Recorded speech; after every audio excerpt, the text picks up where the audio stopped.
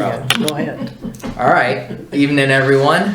It's June 3rd, 21. I want to call this meeting of the Marvin Heritage District Strategic Plan Committee to order at 6:43 p.m. Want to determine that there is a quorum of Melinda, John, Tim, TJ, and Will. Missing are Dorota Clegg, Jake Failing, and Michael Lavelle. Thank you. So I also, then we move into adoption of the agenda. Can I get a vote to, or a motion to adopt the agenda or any revisions? I so move. Okay. All in favor, say aye or raise your hand. All right, thank you. Agenda passes. Next is the adoption of the minutes of 5/6/21, 4/1/21, and 10/1/20. Anyone have any remarks? Briefly, the reason you see these two sets of minutes for when there was no meeting is technically you're supposed to adopt minutes for when a meeting is canceled and there's no quorum. So I learned something new recently, so that's just to make it official. Are you going to have to go back and do that for all the other meetings in the past? There hasn't been that many, luckily. Okay, so. but you have to. Just one planning board meeting, yes. Okay, not bad. So any changes that anyone has to the minutes?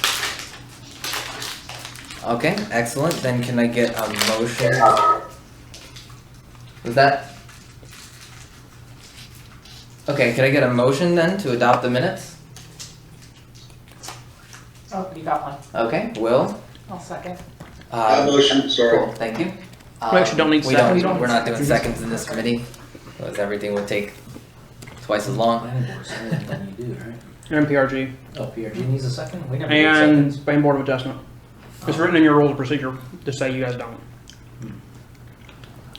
Okay. All in favor then raise your hand or say aye. Aye. Okay, thank you. Minutes are adopted. Board, we never had second. They're doing seconds now. Yeah. It's funnier when there's only 3 people, so one person makes a Which motion, one person seconds. Which one? The PRG. Well, they're supposed to anyway, but Yeah. It's cute. Anyway. It is. They just trade off. Yeah. So we do have one written public comment. Doesn't appear to be anyone here. And then, so Austin will read the public comment and then open the floor to anyone virtually who wants to make a public comment. Okay. So whoever makes a public comment has 3 minutes. So I'm going to read the first 3 minutes of this comment. I think it'll be enough time.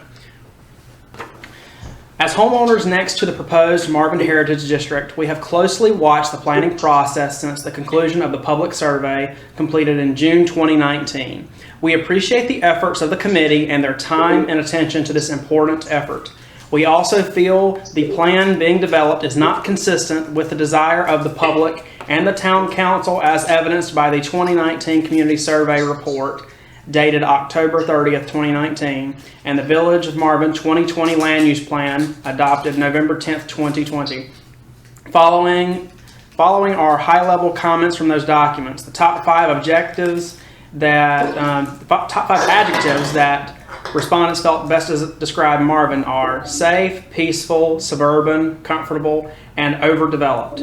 Only a slim majority, 54%, supported the development of a village center district.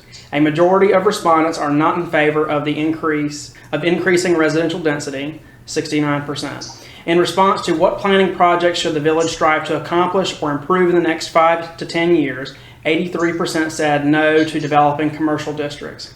Open-ended comments included the ranking of generalized issues. Number 1, resistant to commercial growth. 2, resistant to residential growth. 3, traffic concerns. The Marvin Heritage District Form-Based Code Progress Draft number 2, dated May 28, 2021, does not specifically address density, which is an important issue for the community. The residential-only Heritage District allows small lot homes and bungalows on minimum lot sizes of 10,000 square feet or 0.23 acre lots. The mixed-use core Heritage District also allows additional building types, in quotes, with zoning and council approval of minimum lot sizes of 8,000 square feet or 0.18 acre lots. These smaller lots are obviously a significant increase in residential density. We do not feel the current proposal under consideration is the desire of the majority of the residents in the town of Marvin and is the opposite in many ways. This plan will increase density, traffic, and commercial development, which are three critical areas of concern. We ask the committee to assess this plan and make it consistent with the stated goals of the community. Thank you in advance for your consideration and the opportunity for our voices to be heard. Gary and Lisa Rose, 1209 Larkridge Court. Okay, thanks. Where's that? Meadowlark. It's a Meadowlark. It's the other street in it. Cool. Very well. Can I have that? Like a copy of it? Or I'll just hold on to it. You can keep it. Because I got it. would. I will address all of these issues. We don't really address public comments during the public comment phase, but so I'll get to these during the discussion of new business phase. There's a lot of good points, and I feel like a lot of them I've successfully addressed in the drafting of this document. We just have to talk about it. Is your document finished? This would be pretty close to a final draft, yeah, just some proofreading, if possible. Yet. That's what I was wondering. Thank you. Glad to make copies. Does anyone online wish to make a public comment? Just start talking, say your name and address, and we'll give you the floor in 3 minutes. I'd like to make one. Okay, sure. Who is it? Bill Owens. Oh, you want to make a public comment? Committee members don't make public comments. Oh, we can't? I'm sorry. I just wanted to ask if y'all got any piece of that tree that you cut down in front of the church. No, unfortunately. We looked into it though. You're not the only person who asked. Unfortunately. And maybe some kind of plaque or something might be good for that or something. Yeah. It was, I think, a few hundred years old. Yeah. It was at least like 100, 150, but unfortunately DOT has their procedures, and they pay the contractor to do the work, and you just got to do the work. So, which involves taking the wood away. So, we tried. We looked into it, but it wasn't going to happen, unfortunately. Thank you. Thanks. All right, then I'll give another little bit for anyone else to chime in. Only looks like there's a couple of other people though.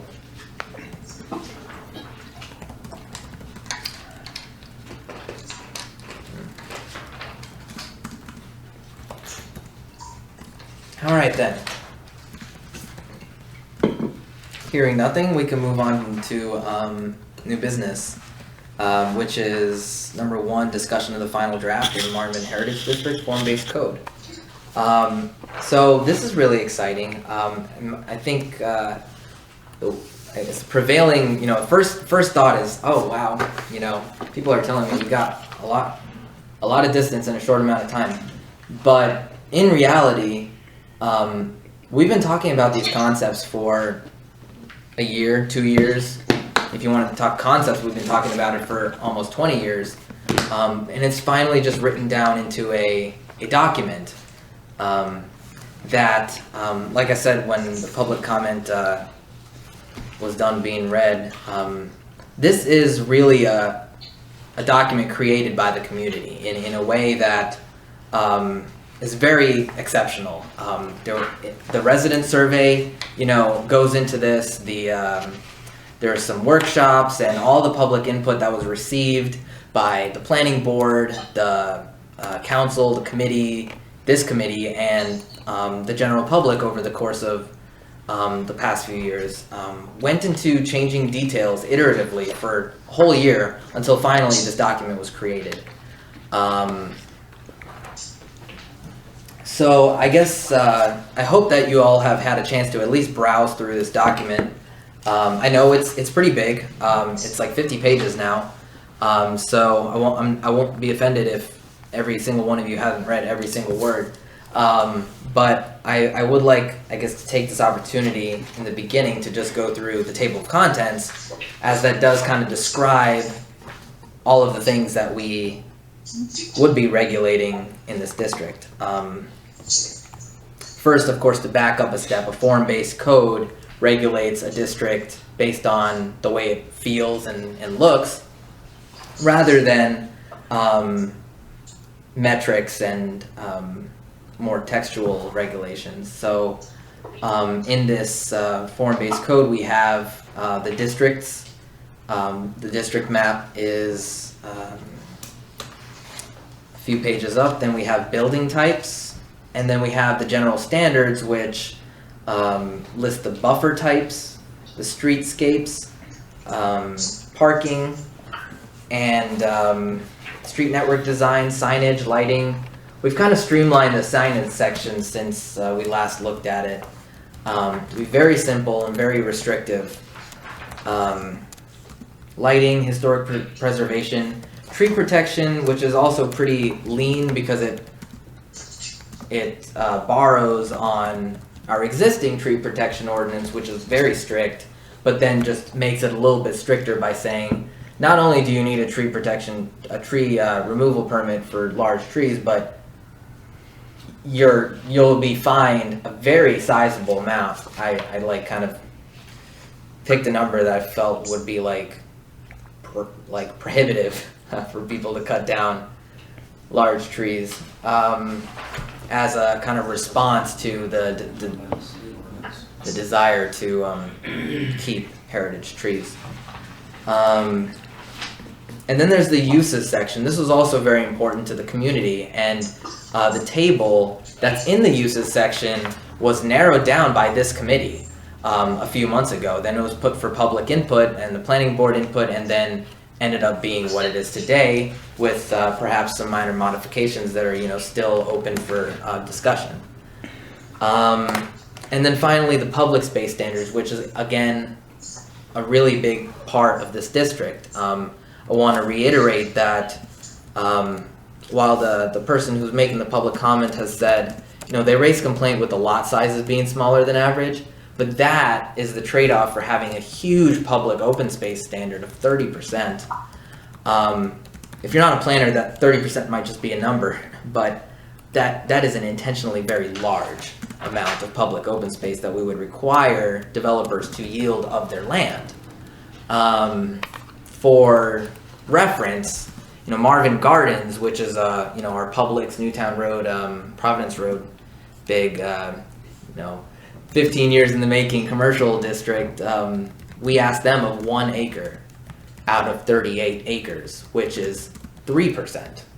So we let them have all that commercial, we let them have 25 homes on 15 acres, and we only asked for 1 acre, which is 3% of public open space. But in this district, we asked of 30%, and that's so unique to something that Marvin would and could ask of developers of this kind of district. Pedestrian amenities is also a huge part of this district, where it's mentioned in so many different ways that the pedestrian experience needs to be prioritized over the vehicular experience. That means, wide, comfortable sidewalks, preferences given to pedestrians at crossings, limiting the number of driveways, and so that you limit the number of interactions that pedestrians and drivers have. There's a lot that goes into making this a very walkable district, and not just the park space and the clustering of buildings. And then finally, the administration. The administration is where it all comes together. This was also kind of debated in the planning board, where how do we adopt the district today while still making it so that development proposals still go through the entire gamut of boards. And so I basically put in the administration section that it would follow the same procedure as subdivisions. And we're going through a subdivision right now with the estates of Marvin Branch, and it's really showing to be a good example to follow of how when a development proposal is submitted, there's 3 phases: sketch plan, construction plan, and final plat. And in the sketch plan phase, there's lots of opportunities for public input before, you know, the big picture items are put down and approved by council, and then it goes to construction plan, when then there's another opportunity for the planning board and council to look at it. And finally, the addition of a Main Street board, like a separate committee, somewhat like this, but not this exact committee, could also be given some responsibility to review development proposals, among other things. So that's it in a nutshell. Knocked it out in 10 minutes, not bad. And so this is kind of the full picture of how we regulate, you know, such a district to be what we want it to be, while also keeping it a little flexible so that, you know, we don't constrain it more than we know or think that we are. And like I said, there's a lot of balancing, you know, that went into the details. Like, you know, when there's another thing that this person said, that 69% is not favor of increasing residential density, but in the end of the day, the smaller lots plus the large amount of open space required, and the buffers and the roads and the commercial areas, the parking lots that don't count towards the lot size, the number of buildings ends up roughly being the same, of like around 1 per acre. It's not that. It's kind of it's an easy misconception that if you allow, you know, quarter acre lots, you're going to have 4 times as many buildings. That's not at all the case here. In fact, it's a pretty good analogy to say that if you allow, you know, quarter acre lots on a quarter of the area, you're still, you know, left with roughly the same amount of density, even though it's not specifically, you know, in print that you can only have this many buildings. It's just reconcentrated. Yeah, it is. Same amount per acre, just pushed to one side. Right, and roughly, it's never, like I said, it's never stated that there must be no more than 1 building per acre, because we don't know how that would, you know, limit developability. But if we constrain this district by form, it ends up feeling and looking the way we want it to. And like I said, the 30% open space, 30% of 125 acres comes out to be about, I think it was close to 40 acres. And we only have 27 acres of public open space today. So, I mean, the only real way to add open space in, you know, the year 2021 is either to allow people to build on a smaller amount of space and then provide the rest of it as open space, or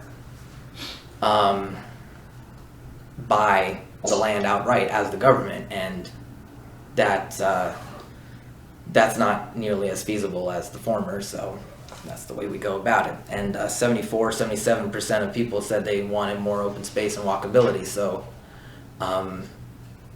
as a government, we got to look out for, you know, how we actually make these things happen. We're not doing any townhomes or apartments. That was a proposal in the beginning, but that kind of got put off the table pretty early on. We're not increasing density in that way. And I did put the land use plan in the back as an appendix, so you guys can look at it and kind of take it as a checklist. I mean, that's, I guess, if you're not in the mood to look at a 50-page document, that may be where you go about it. You know, if you want to see if we upheld the values of Marvin, you can go to the appendix, look at the land use plan, and kind of, there's like 2 pages of, you know, 2 full pages of things that we aspired to do in between 2017 and 2020, that, you know, the process of you know, creating this land use plan. And I feel this document really does a good job in checking off pretty much every single thing is checked, except for D6 number 1, which was not something that gets addressed in form-based codes, to develop floor area ratios. I did that in the beginning just for illustrative purposes, but took that off the table too. So that's pretty much the only thing that's not checked off, because we specifically didn't want to do that. That said, I guess the next thing I just really, it's my pleasure to move into the rest of this this document. So far, any questions from anyone? I've got a couple. Yeah, sure. So the 30% that's being spaced out, and I'm sorry if I missed this, if it's written more clearly somewhere, but the 30% that's being given to the town or to the village, that is based on per parcel. So if a developer comes in, that's for each and every developed proposal. area. Yes. Okay. So, and then I understand the concept of walkability and us wanting this to flow, but at present moment, to my understanding, there's not necessarily a developer that has come in and said, like, I want to do all of this, right? So we might have walkability, and so we don't actually know what that mixed use area is gonna look like, right? And so it could be residential, it could be whatever, right? And it all falls to the form-based code. Right? So with those areas, if we did develop, well, I guess I've got two questions. The first one is, how does walkability work if it's developed piecemeal, right? Yes, because if this ends I got up an not answer for being, that. okay, cool. Yeah. So let's start there and then, Yeah, I've got sure. a follow-up. Okay. So we got a federal grant to build the trail Right. that will go, that will span across the entire district. So the Village of Marvin will develop. We will build the street trail. Okay. Got it. That's pretty much a Okay. cut and dry answer. Okay, and so then, We'll and then build you just figure out then how most safely, whether it's a tunnel or a bridge, to like get people from one side of the road to the other safely? Yeah, pretty much. Yeah, okay. We also put crosswalks in the proposal when we Sure. applied for the grant. Okay. So crosswalks at roundabouts. And so if there is anything more that a developer wants to do, they can feel free to pay for it. But between us and what we can, compel developers to pitch into, and the MSD and the federal money, we will build the trail that connects just the trail alone that connects the district side to side, and then the individual development proposals will be responsible through the regulations in this district to provide the connectivity To tie within it. their parcel and Got to it. the trail. Okay, so if nothing else, there'll be a trail from one side to the other. That's correct. Okay. What do we do well then I guess I do have one more. What do you do with that money if this doesn't happen? We'll still build a trail. Okay. Okay. Cool. Alright, so there'll be a trail regardless. And then, I lost my other question. It'll come back to me. Okay, Okay. awesome. Now that happens more to us older folks. It's called a senior moment, so. Good to know. Lots to look forward to. Oh, the other question, yes. There it is. So if all of the multi-use, or all of the mixed use, and the residential only, if they all decided to go with the the bungalows, or the small lot homes, how many homes are we talking? That's a little bit of a nuanced question, because we still, in this document, through Kelly's comments, basically require the rural surface of this district to be lined with the larger lot homes. So the larger lot homes are still half-acre homes, but I've kind of done some reverse engineering to know that with the location of the environmentally challenged areas, and where you'd have to, and I'm looking here on page 21 of this map, along the pink border, you have to build the larger lot homes, and then along the green dotted border, you could put the cluster homes, but even then, there's not actually much frontage to do that. So that's why I mean to say, even with the maximum development, we're still looking at approximately 1 unit per acre because of the 30% requirement. 30% requirement plus the buffers that don't count Right. towards the open space requirement plus roads. And you're saying in a hypothetical scenario, if they just toss the commercial allowance and then just build residential Yep. entirely, Sure. they'd still have view sheds, which wouldn't count towards the open space requirement. Whereas in the Unless they need a variance. well, Well, I guess what in I'm that looking- case they might not get granted that variance. Sure, But absolutely. What you're saying is if they can get a variance to count the view shed as open space, which they Or would as a probably not hardship. get granted.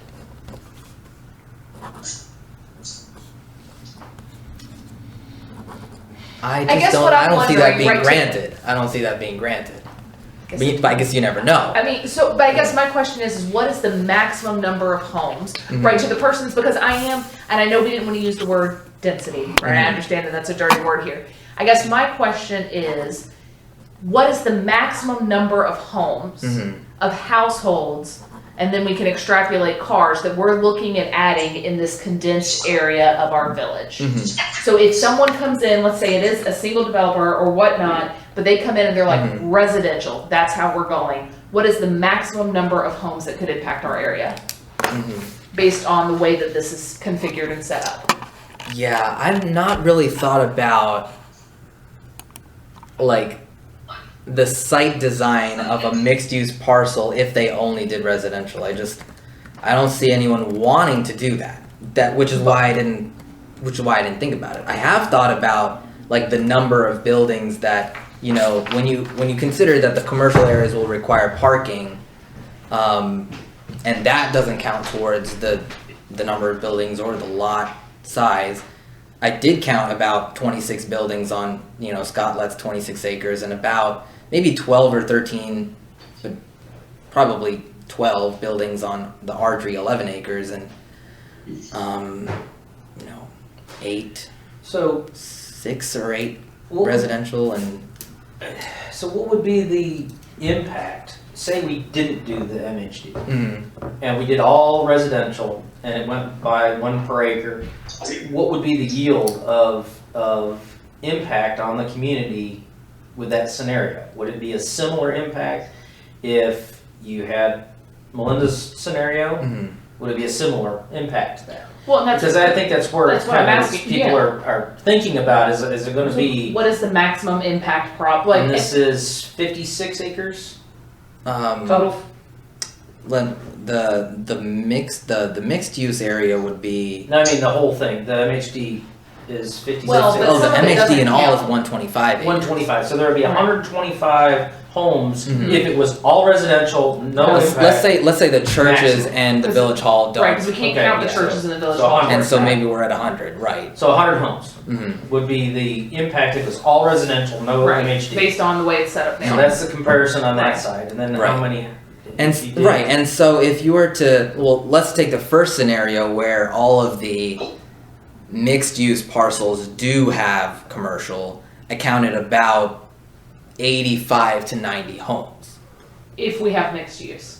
if we have mixed use. So what happens if we don't have mixed use? If they, I mean, I do think that if the mixed-use parcels, I mean, just mapping it out, if the mixed-use parcels decided to maximize residential, then they would be pretty over 1 acre, 1 unit per acre, probably around 1.3, 1.2, 1.3 units per acre probably. But when we're talking about 100 homes, that's another 20 to 30 homes. I mean, across the I mean, whole that's district. a kindergarten classroom, Right. right? Across, And that's a high school science class that we Mhm. don't have space for. Assuming they have, Mhm. I mean, if they come in with 2.5 kids and a dog, right? I'm not worried about the dogs, but like, Mhm.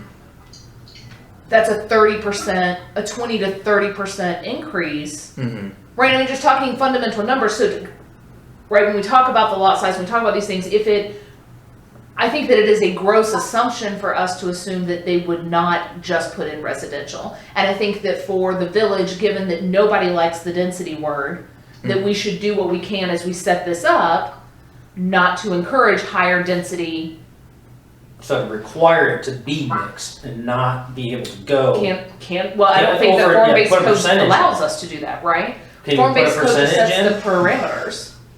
Percentage on the mix? I see where you're going with this. I think there could be a solution in that direction. I think there could be a solution in I that don't direction. think anybody would begrudge 90 families coming in and buying 1 acre plots and building their homes, because that's what Marvin says that you can do. I don't think we would begrudge a developer coming in and building 40 homes on 40 acres as long as they've got the set. You know what I mean? Like Right. all of those things, because that is what Marvin is set up to do, and not that the way that it was is necessarily the way that it has to be, but I think that if we make assumptions going into this and then they turn out to not be, I think assumptions are incredibly dangerous. And I think if the goal is to not increase density, then we need to put everything in here to protect ourselves from not increasing the density in Marvin, the residential density. I think just as we set out these sub-districts, it might be possible to say, the first 100 feet of frontage of the mixed use has to be commercial. And even if we say something silly like 100 feet, right? Obviously not all of the commercial will fit in that front 100 feet, but that will require them to do at least some commercial. And if they don't do commercial there, they do nothing, maybe we say 150 feet, maybe we say 200. So that they would, if they only wanted to do residential, they'd be at a loss of 200 feet of frontage. Does that damage I'm gonna have to come in and step into this. hang on. Hang on. Will, I'm gonna give you just a second, let me That finish. 100 feet, Hang on. 100 feet is a concern, all right? I'm just saying the first 200 feet of the mixed use properties, that's not your property. All right, you're saying not the E. No, not the E. So Melinda is saying that, let's try to prohibit, someone with a mixed use. Let's say, obviously we know who owns the mixed use properties now, but let's say it was someone completely fresh. Let's try to prohibit them from using the smaller lot sizes of the residential to maximize the lot for residential development, because that way I think they could fit around 1.3 units per acre, but we don't want that. So if we say the first 200 feet has to be commercial, the first 200 feet from the Newtown Road or Waxaw Marvin Road, then if they didn't do commercial at all, they'd be at a loss of 200 feet of frontage. But I also I don't know how deep Mr. Fincher's property is. I'm also not trying to encroach on his ability with his land, but why can't we say that if you go with residential, it's like, here's the form-based part of this, but it cannot exceed 1 house per acre in the total, right? So you have to give us the 30%, and I don't care if you want to give us 70% and put in, I do care. Let me back up. But if you, to your point, right, if it's 4 houses over here, right, versus them taking up all 4 acres, on some level, I don't care, right? I want it to look nice, etc. But what I don't want to see happen is it exceed that. So can we you can put this in there, but it has to equate. So give them the chance to build smaller patio home. I don't have a problem with the house size, right? I realize not everybody wants to live in 5,000 square feet of whatever, but can we still put the requirement in where it's effectively the same as it is now?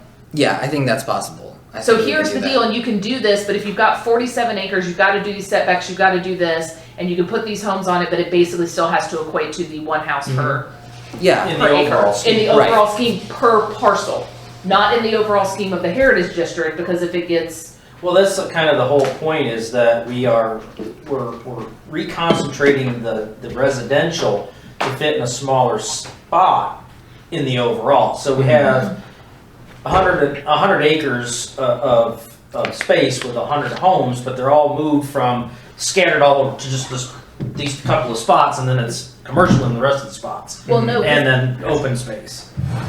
So it's still same density per acre. It's just shifted to more concentrated But my areas. concern is then if they decide to just develop this, Right. what if they put all those homes here? Right. With the argument that you're, and I don't mean this in a bad way, Andy, but if you're arguing that, then why can't I put 100 homes here, and then let's just assume that no one else is going to put homes on their No. What I'm saying is that what we want to do.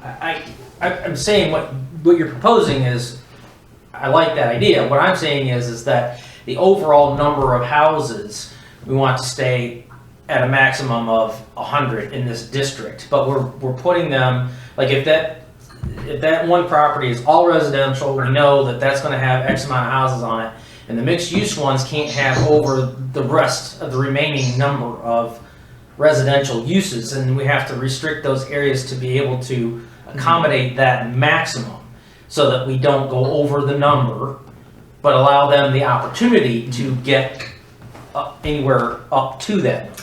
Yeah. Based on the parent parcel size. Right, so like if he says a 200-foot buffer zone for commercial only from the road, then that would prohibit them from putting more residential homes on there if they decided to not do commercial development. It would then be just a big buffer. Mm-hmm. It would be open land, and it would still be great Sure. from anybody else's Right. view of it. So I think that's what we're all on the same page of, is like how to go about it, and I think that might be a really good solution there, is just making that buffer zone that says that's got to be, you know, in that distance, and then that covers everybody. Sure, and I don't think I mean, and again, to the point of, because I don't know how deep this piece of land is, but if we say 200 feet has to be commercial, that limits how that we have argued is mixed use, that limits how that can be developed. Right, And I don't know that part is, my point was,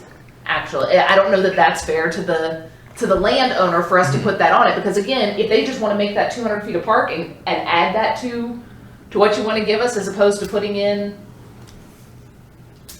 the list of things that we can put in, all the things I'm thinking of right now are not on the list, but if we wanted to agree to that, then, you know, yes, but I agree that if we can cap it, right, so put in a maximum density cap.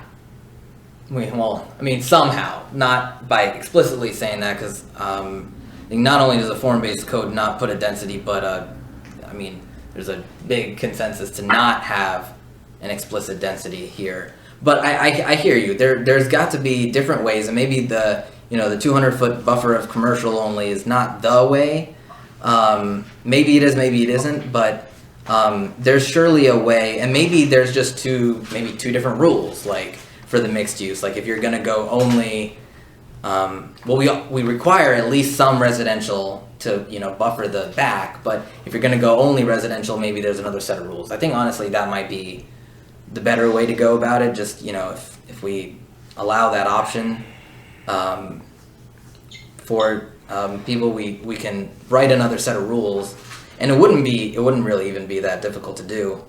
Write another sheet of rules that, again, is just kind of, it doesn't explicitly state a density, but it's kind of reverse engineered to cause the desired density. I think that's doable. I think. And I think what the public comment and what the 2019 survey is that we don't want any more density than what we have now. Right. Or right. And so allow. I think that right. Whatever that needs to look like, I think that's what the people. Is there any opposition to that idea? I guess I'd have a problem. Can Yeah, you sure. hear me, really? Yes. I guess if you put a 200-foot buffer on mine down Waxhaw Marvin Road, we'd be giving up a lot. Well, the 200 foot would be for, like, if you 200 foot, the first 200 feet from the road had to be commercial, is what the concept is.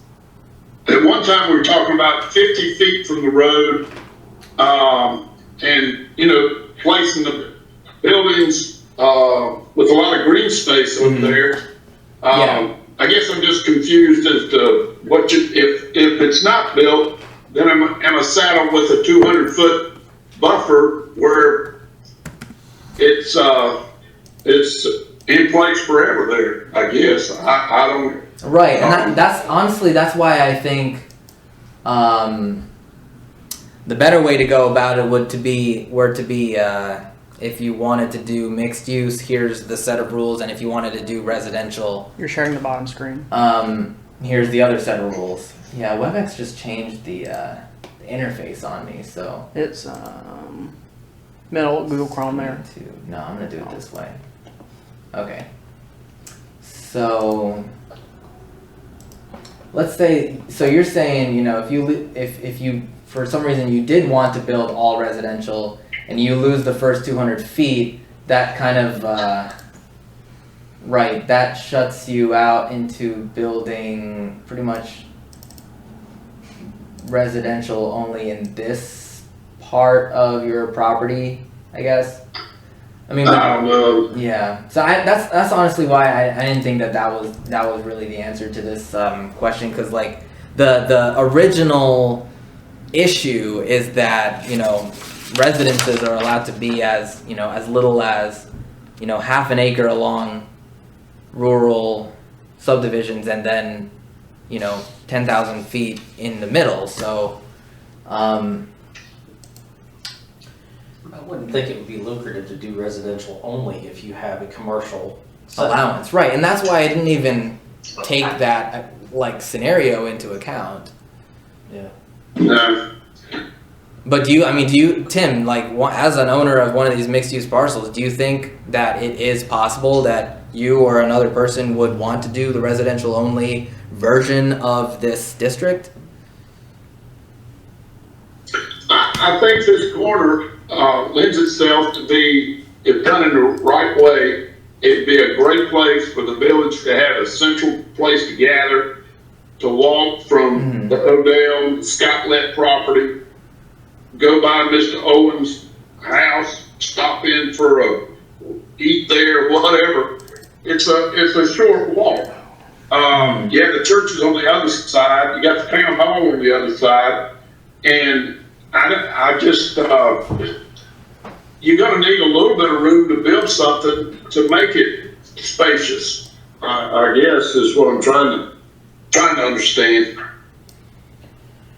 Well, I mean, I guess the question is though, is that would it seem like a good option to make your property all residential, or would it seem like a more lucrative option to make it mixed use? That's kind of what, you know, we don't want to overpopulate the residential.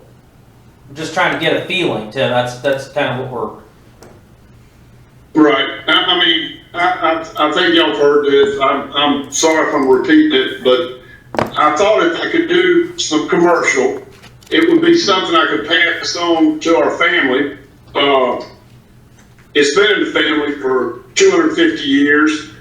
The final harvest on any kind of farmland is when it's sold. So once it's sold, that's it. You don't have any connection to it anymore. So this is the last of the Ezel property. I was trying to find pictures of the old store that my grandfather had across from Crane's store that was on our property. We sacrificed probably, I guess it was a 100-year-old or 120-year-old pecan tree that was next to the store when they did the roundabout. It's gone. If develop it for residential, it's got to be sold, and that be the end of the Ezels and Marvin. So that was where I started years ago, and I guess that's, you know, where I'm still singing the same tune. Okay, that's kind of what we thought. I mean, if it comes to that, you could cut it up, 13 acres, 13 houses, add them to the 100 houses you got or whatever. It's just, I've tried to keep I think what you've done is good. You got a lot of good ideas, and we made a lot of progress in there. It's just, I want to make sure we got a few things to work with as far as, some of the permitted uses, in size, like we talked about, earlier, Roddy. is there any? Can I interject in there? Let me just say that I think that Tim's property could be a place to be known for Marvin.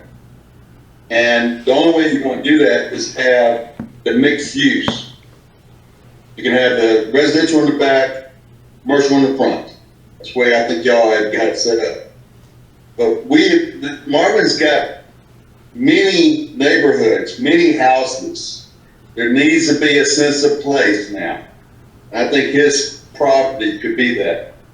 Just want to put that in there. I think we all agree with that. I think what we're trying to ask is that if there was any consensus of going to an all residential development in these mixed use, because we don't want to get more density with residential than what we currently allow. And if these mixed use parcels get developed too much on the residential side, we can get into trouble with that. I love the concept of it being a mixed use. That's perfect for that corner. We're just wanting to make sure that we don't get over density. That's all we're trying to figure out, is make sure that we don't get too many residential buildings and overpopulate. That's all the discussion really is about. Are you saying there's too many close together residential properties? Is that what you're looking at? No, it's just amount of 1 acre. it's more like it's in it's Amber Meadows. I mean, so the cluster homes in this document is actually a little less close together than Amber Meadows, but the concern is here that if that's allowed, and I've only accounted for the amount of space that is normally taken up by commercial things like parking. And so if you don't do commercial and you don't have parking, then you have a lot more room to build these 10,000 square foot lots. But the whole point of that was to have only a few of them in the back. In fact, in this Fincher's property, you probably could only fit about 8 homes total along the back in this 13 acres if you did commercial in the front and the 30% open space. But if you didn't do that commercial in the front, with the room saved, you could probably fit another 10 homes. So the problem here is not that we don't want lots too small, but because they're just still single family, residential. We're not introducing any more different housing types. We just don't want this, type of ordinance to be then turned around and having only residential with the small lots kind of taking up the 70% of the tract that's left. That's paraphrasing, because there's also. I have a clarification question.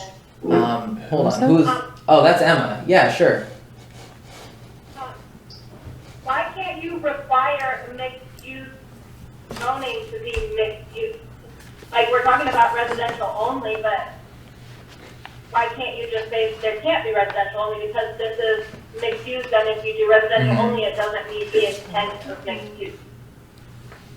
That's true. Yeah, that's a pretty good option. It has to be mixed use. Well, there you go. It has to have both components. And then how do you define, and so then can we set the parameters 25, 75? I mean, how do you, okay, so I'll put one, right, Yeah. just thinking, Right. we're still gonna have to then define this out, and that's why I think if there's some kind of cap or some kind of verbiage, because I'll put mixed use, I will put One a commercial tiny building little and thing then, here, and then I'm gonna buy all this property and we'll put everything else then, but it's mixed The use. problem with that is that it doesn't meet the intent of mixed use. So I think if you put that it meets the intent, then it's up to the discretion of the council or whoever is looking at this to say, well, that doesn't meet the intent. Like, you have one building on there, that's not mixed use, that's residential with one building on it. That's true. Actually, I think I've heard of a project like that where they did put one building that was 5,000 square foot commercial and then 600 apartments, and that council was still like, no, that's not mixed use, and they shut it down. So there's and I think precedent that for our doing council that. today would do that, but we don't know that this will be developed today. We don't know if this will be developed in 15 years, Right. in 20 years. We have to set, if the intention is to protect density, we need to put in there words that protect density as opposed to banking on, A competent council. we've seen them come and go in our Right. time, right? And Yes. then so I think that Mhm. it is our job and we have to do our due diligence to protect them if that is our intent. So I appreciate that, and I think that, Emma, your point stands very nicely for the good of humanity, but that's not always then the way that these things pan out. I understand that. So I But guess it's still a good direction. Yeah, and then I guess I it's can gonna work with that. pretty much fall to you to find the way to make it stick. I mean, Right. does anybody on this board have any objections to making sure that mixed use stays mixed use?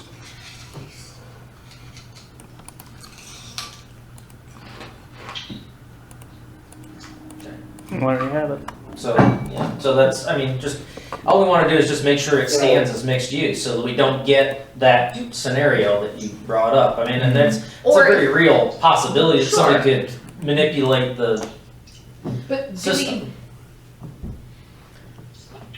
But if it I mean, and I don't know that this would be the case, but for the homeowner, if mandating the mixed, I guess here's the question. Mhm. I hit the jackpot. I decide I really like Mr. Fincher's property, so I'm gonna buy it, right? And it's mixed use. Can I apply for a variance to say, actually what I wanna do is take this 13 acres and put 13 homes on it? A variance. Or can I apply for I mean, I don't know if I'm using variance the right word, but could I come to you all and say, I understand it's mixed use, but I'd really like to put 13 homes on 13 acres? Can I come to Marvin and ask for that? I mean, with the if we had required it to be mixed use, I mean. So if with someone comes and gives him a good deal and a good option, like, are we I want to prohibiting? answer that, no. If it's mixed use, it can't all be residential. I will say that one of the three things that you cannot apply for a variance for is a use that is different from the use that is allowed on the property. So then So- that would be exactly that scenario. Yeah. Okay. So then you couldn't do that. So even at this point, then they can't come in and just do residential because we've said it's mixed use. Right. But they could But do they could one do commercial one building tiny and thing, then- right. Right. Okay. But as long as in some way, like I said, require mixed use and some way to expand the amount of commercials so that it does in fact take up enough of the space from residential so that we're not getting, more than 1 unit per acre of residential. Can in you some do a way. percentage? Would that be allowed with Um, form base? A percentage of it be? Percentage allowed in form base. That is something. Tom, do you know the answer to that question off the top of your head? Sorry to put you on the spot like that, and if you don't, it's fine. But like, could we allow? Could we require a certain percentage of mixed-use parcels to be commercial and a certain percentage to be residential?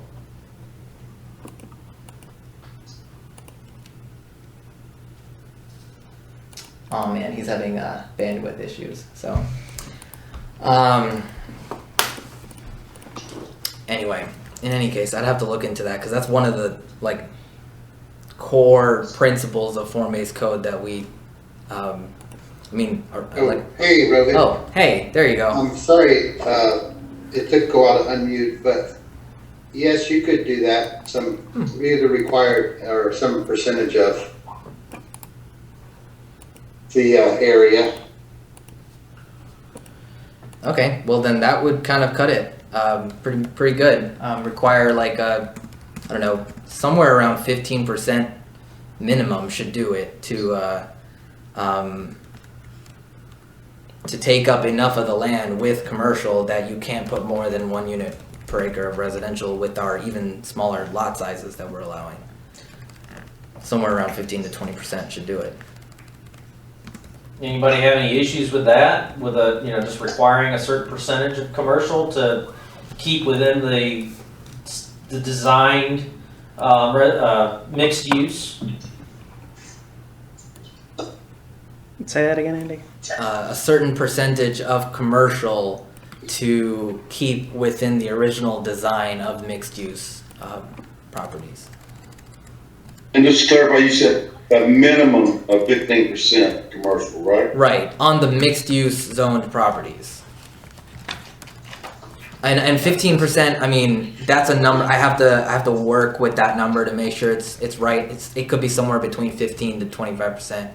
But basically, I kind of reverse engineered the lot sizes with the assumption that anyone, with a mixed use property would want to, maximize their commercial, and really think of the possibility that someone would attempt to maximize their residential, and that would throw the density way over 1 unit per acre. But I think if we throw that in, I've got to work what that number's got to be. But then that would solve pretty much. I think that would solve all the issues there. Yeah, I mean, I think that's the right approach. That way, it just keeps it mixed like it's intended. Mm-hmm. Okay. Well, that's great. I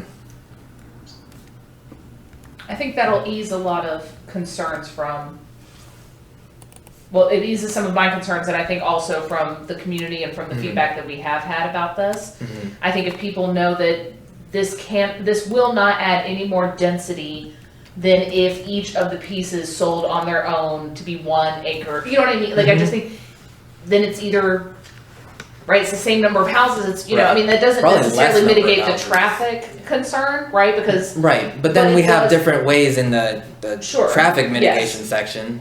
but I think that's, And I will also like to add the schools issue. When we have smaller houses, we still will get fewer school kids per house. So, I mean, maybe we're even having a few less than 1 unit per acre of houses, but then each of those houses are smaller. So not only do we have less than 1 school kid per house, we also will have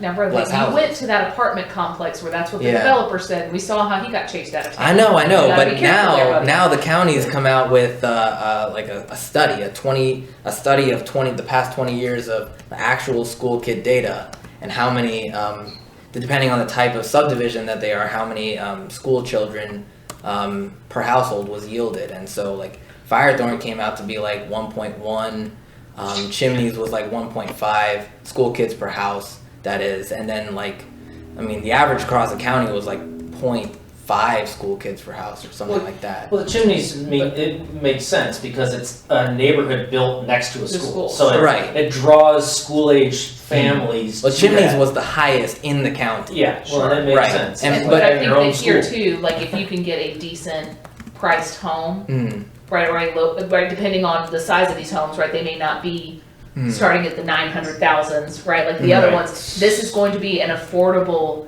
chance for people to come to exceptional schools. Right. Right, I mean, Marvin Ridge was, 13th in the state this year with ranking, right, next in the area only to Cata. I mean, it's blowing Mecklenburg schools out of the water. So I think that, I appreciate that, but I think we underestimate Mm-hmm.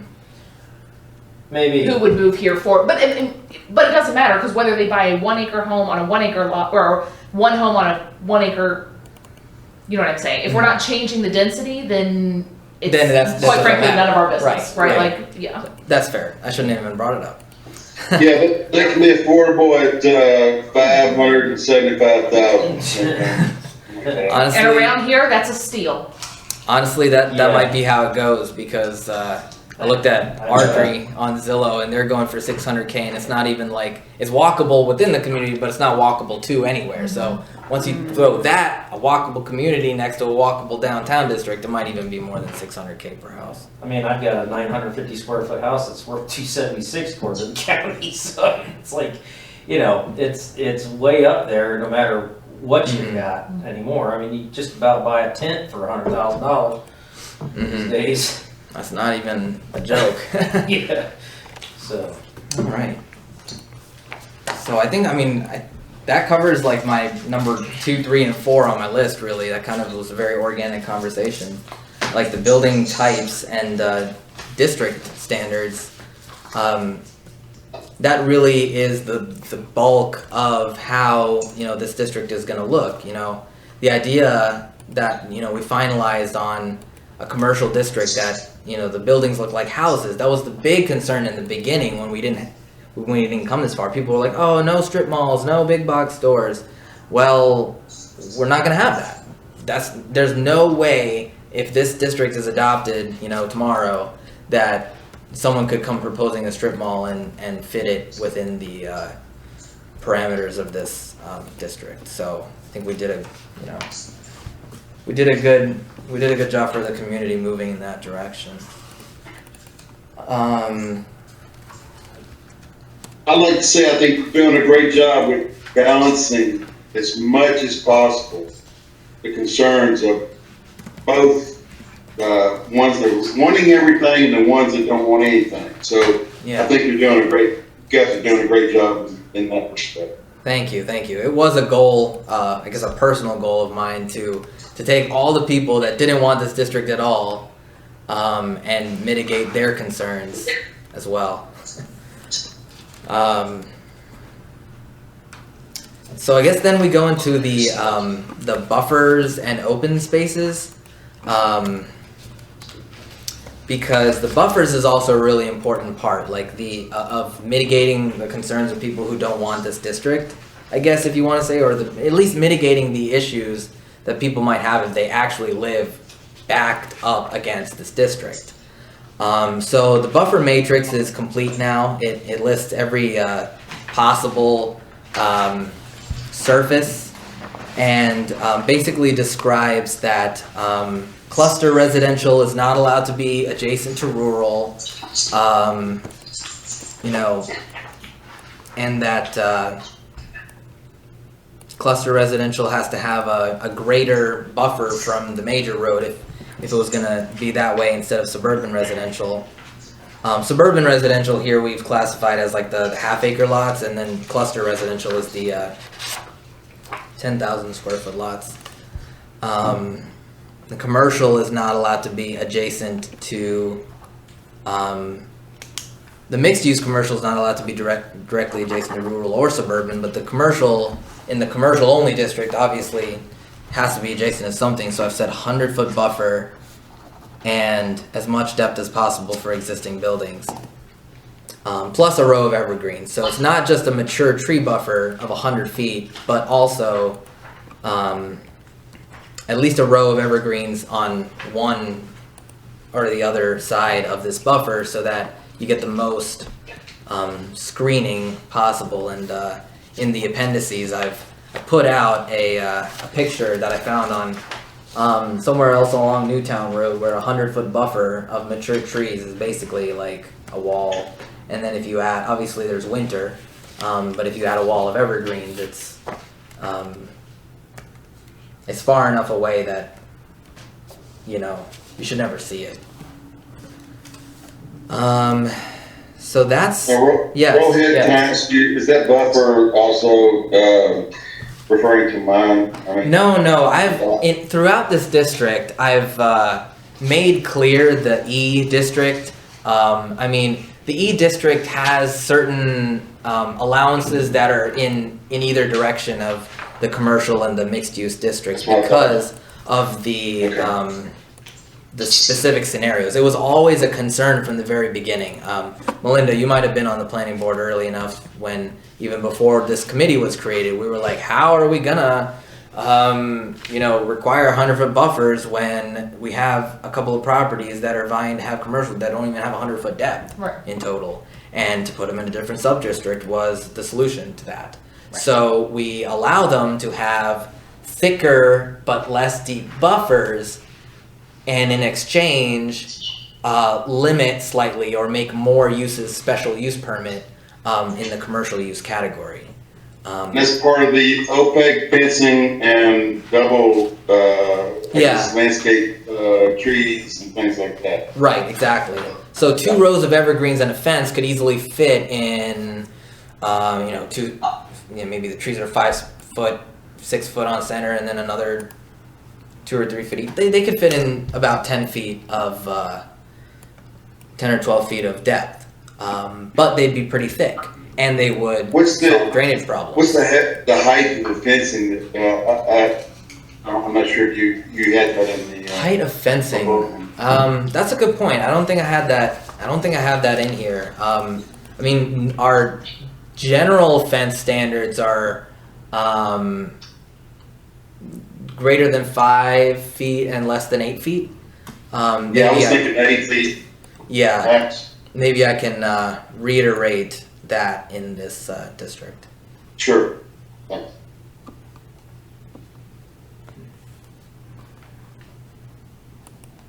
All right, that's good.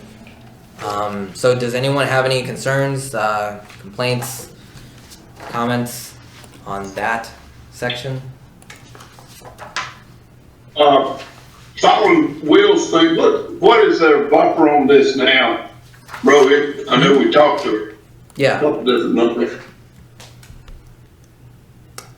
So for example, so let's follow the table here. So your property would be under mixed use, and so commercial is not allowed to be adjacent to the rural boundary. Neither is clusters. So you would use the 25-foot tree buffer that the mixed use suburban residential would be allowed to have against the rural residential. And 25-foot tree buffer Okay. comes from our regular suburban ordinance because major subdivisions have to have a 25-foot tree buffer, and that's just between existing similar residential neighborhoods, and that's kind of what this is too. Just the suburban residential. Does it talk about what kind of tree? The tree section pretty much defers to our existing tree chapter in our ordinance because it is very strong and it recommends a lot of native trees. So this district does not refer to the types of trees, but it would be this district is going to be, if it gets adopted, a chapter in our ordinance. So it easily refers to other chapters, such as the tree Okay. chapter. That's good. Anyway, so that's how you use the buffer if you followed how I did that, right? You take the type of district, you find the use, the proposed use, and then you look at the buffer map to see what it's adjacent to, and then that's how you figure out what the minimum buffer is.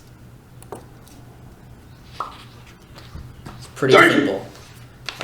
Again, that's another kind of I guess a beauty of form-based code. It makes someone in my position's job, a lot easier also to, and anyone who's not a planner can also just look at a table like this and know if they're following the rules or not. Whereas like in a normal subdivision, like the planning board just has to be like, well, are they following the rules? Because I'm not gonna look through the ordinance and make sure of it. Anyway.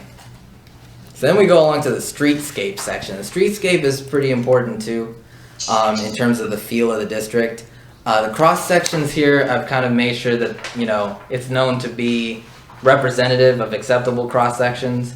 But in the text, you have these ranges that demonstrate the different elements and the different, ranges of depths. For one section is major roads and the other section is residential and internal. So obviously you have this travel lane. We're not really intending to widen Newtown Road. I think one of the sentiments of the public was to keep the rural feel while driving down Newtown Road. That's something, that's a one sentence goal that I then, try to accomplish by saying, let's keep the drainage ditch. Let's have pretty wide, let's not widen Newtown Road, have pretty wide street furniture, incorporated Councilman Wortman's comment in the drainage ditch to have a shoulder for at least a little part of it so people don't fall off the road and just flip over like we witnessed not too long ago. Was it like last week or something?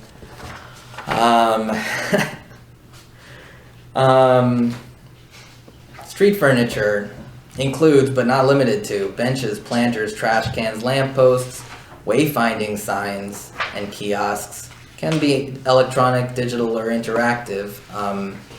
That would be pretty cool. I've also seen some Wi-Fi ones, like a Wi-Fi hotspot, but I didn't specifically include that. Bike repair stations, drinking fountains, historical marker signs.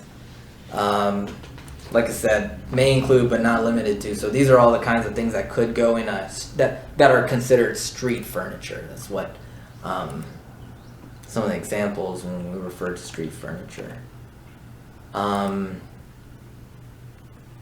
And then of course the trail or sidewalk. The trail, like I mentioned before, is part of a program that we are, as the village, we're going to coordinate the trail so that we're not depending on different phases of development to occur to connect existing phases of development.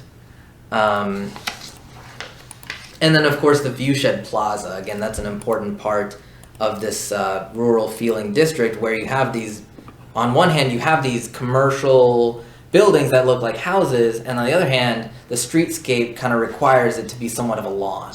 Like you have a building and you have the lawn, and the lawn is like a living room, an outdoor living room if you will, where you can have seating for restaurants, some sort of passive park, limited display of merchandise, but not including like gaudy advertisement displays, like I said, such as animated machines or inflatables, to cover one of the one of the comments in the planning board, to not have Mr. Flailing arm, inflatable tube man. Yes, that.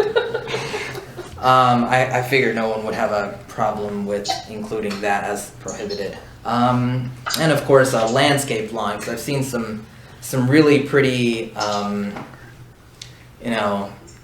front view sheds of buildings where it's just like a flower garden. Like you could walk through and it's just really pretty and cozy.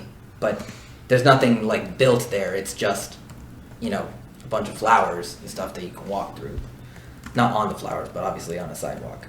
And of course, I said including but not limited to, so in case anyone comes up with any other cool ideas, these are just kind of, setting the tone.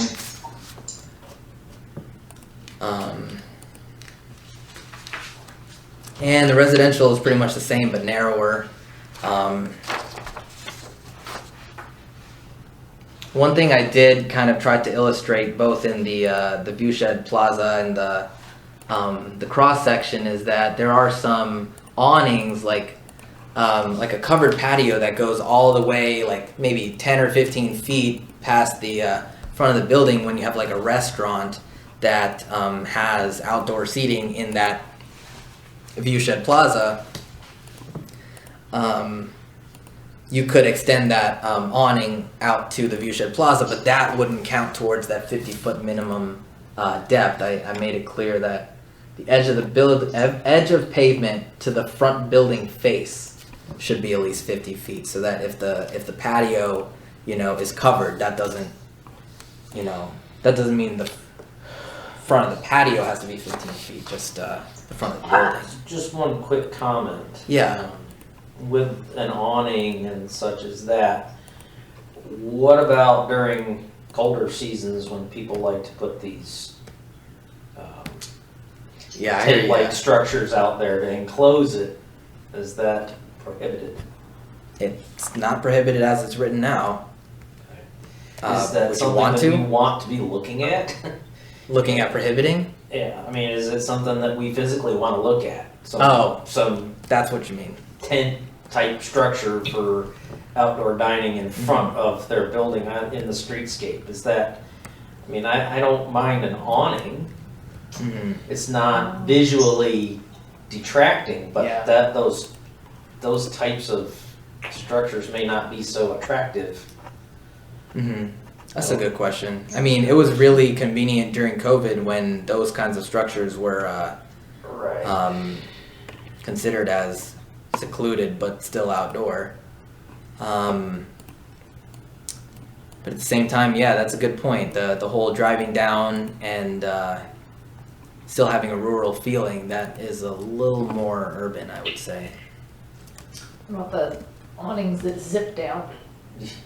Yeah, but that's a good, right? Like all of that kind of goes. Yeah, so do we want us, and how restricted do we want to be, and what kind of an appearance do we want to have on your, right up against the street type streetscape with that kind of thing? Is that something that we want to look at a little closer and maybe look at what we really want for that? As it stands today, the awnings have to be approved by the planning board. So maybe we just leave that out and say the planning board can assess at the time of a development proposal whether this awning does or does not comply with the land use plan, basically. Do you want to prohibit it right now? Is what I'm saying. I think that's kind of on the fence. I'm just bringing it up for thought, and I don't know. John, do you have any thoughts on that? It's been so quiet. I know what you're referring to, and I probably would tend to agree with you. They're not really you're talking about, like the clear plastic walls. Right. That's I'm not really sold on that look, but then again, I don't want to get too over restrictive where it makes it hard for somebody to do business, hard for. Well, think about, like was brought up about the COVID situation. If it was a necessity, could it be something that could be gone through the planning board that would allow it under certain circumstances? That's the only thing I'm thinking about. We could always, I suppose you could always apply for a special use permit for a special structure such as that during a time of need, such as COVID. A lot of things were changed, waived, and made accessible for COVID. So I suppose that could be part of, you could do that as part of that.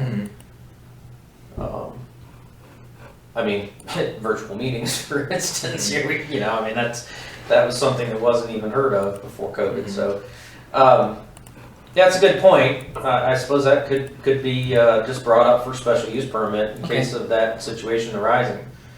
All right, I think that's a pretty good a conclusion to that. I'm gonna add that here, but what do we call these things? Outdoor dining enclosure. Temporary enclosure. Yeah. Of Got it. awnings. So outdoor dining temporary enclosures. I'll workshop that. That seems it's pretty close. So if you have a restaurant and you want outdoor dining that's multi-seasonal, I would say you would probably want to put it on the back where you'd have more room and more accessibility that you could do that. Your front awning maybe. How many tables can you get in front? Sure. If you really want the space, you would want to put a bigger space behind the restaurant. I would think.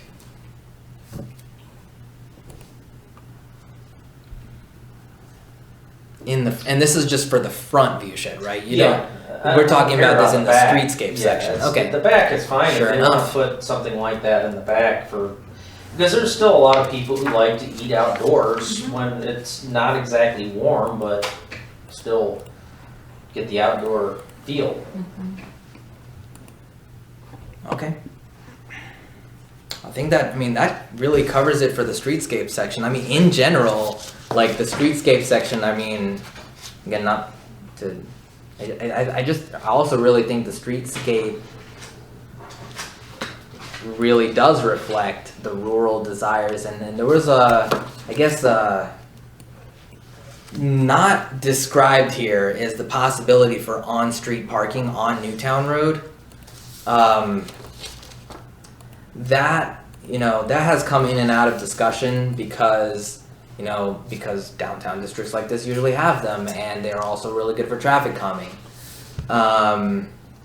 There's a kind of cons to that because that's really fine and well if not for the fact that Newtown Road is still going to be the major thoroughfare and we don't have like a block system that people can drive on other roads unless they go all the way down to Waxhaw Highway, I guess.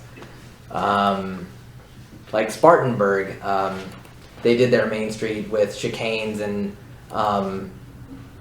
angled parking, but 29 is just one street over.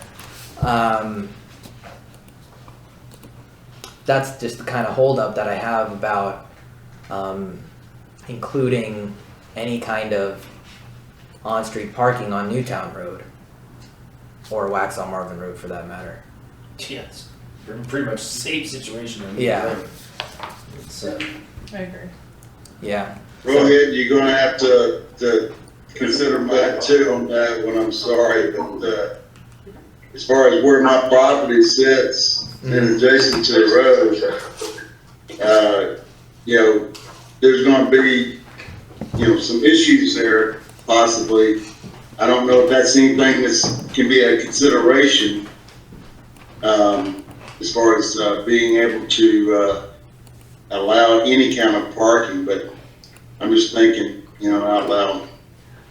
Do you even really have enough room to fit parking in addition to a sidewalk? I'm looking at it right now and I don't even think you could. Like, there's gotta be a You're right. sidewalk and a drainage ditch. There's not enough You room. got a better angle than I do right now, so, you're right. There's not- I mean, that's it's very tight. That's not Yeah. something you have to worry about, Will. I can guarantee you. You're right.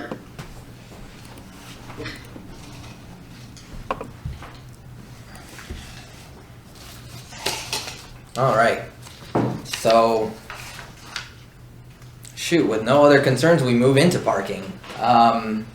So parking was very interesting because, again, in a form-based code, we try to take the metrics out of it and then stick to the form.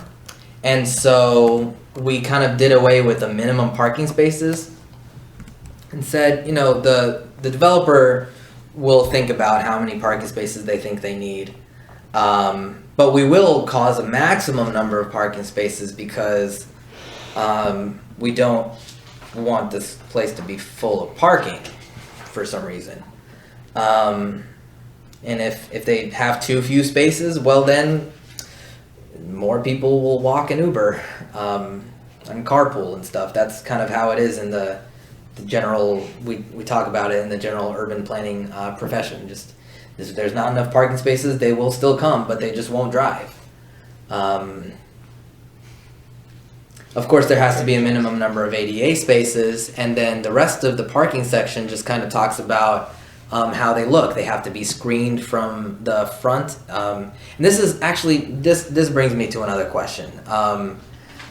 In looking at the survey that we gave you guys in the beginning, only parking in the rear got a majority of votes. But I still kept parking on the side if it's heavily screened from the road.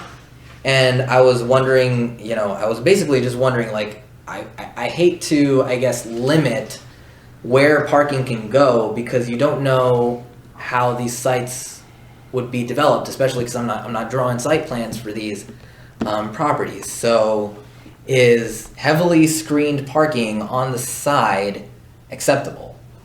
Basically, it's no parking in the front. so what do you propose for heavily screened? I mean, so could they put up an 8-foot privacy fence and a couple of trees to break that up and consider it heavily screened? Because that would be a complete visual block with limited amount of space, which would give you maximum amount of parking. Or are you talking about a wide, you know, buffer to do the same job? I mean, that's kind of. So I've talked about 95% opaque landscaping and or fencing. By saying and or, it could be just fencing. But if that's not desirable, then it could be landscaping and fencing. Or do we just go back to having parking being only in the rear? I guess it kind of really lends itself to the lots. You know, I mean, you know, some people have more challenges than others about Yeah, rear that's parking. where I was coming So from that's- too. So I don't think prohibiting side parking necessarily. I think we should just make sure that it is screened as much as possible so that we can maximize the availability for everybody to be able to do the best with their property. Okay, so I would say make it 95% opaque screening with landscaping with a agricultural themed fence not to exceed 4 feet in height.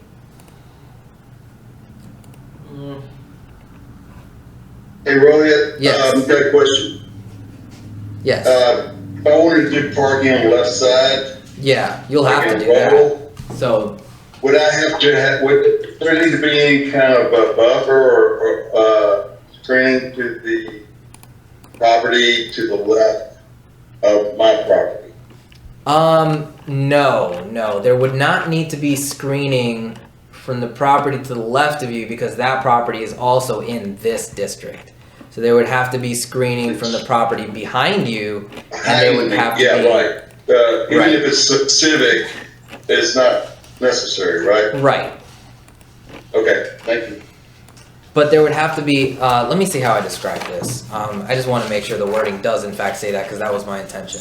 Like to basically kind of remove the screening and the setback kind of requirements for between properties in the district. So yes, I did. From screening from view of major roads and all existing uses.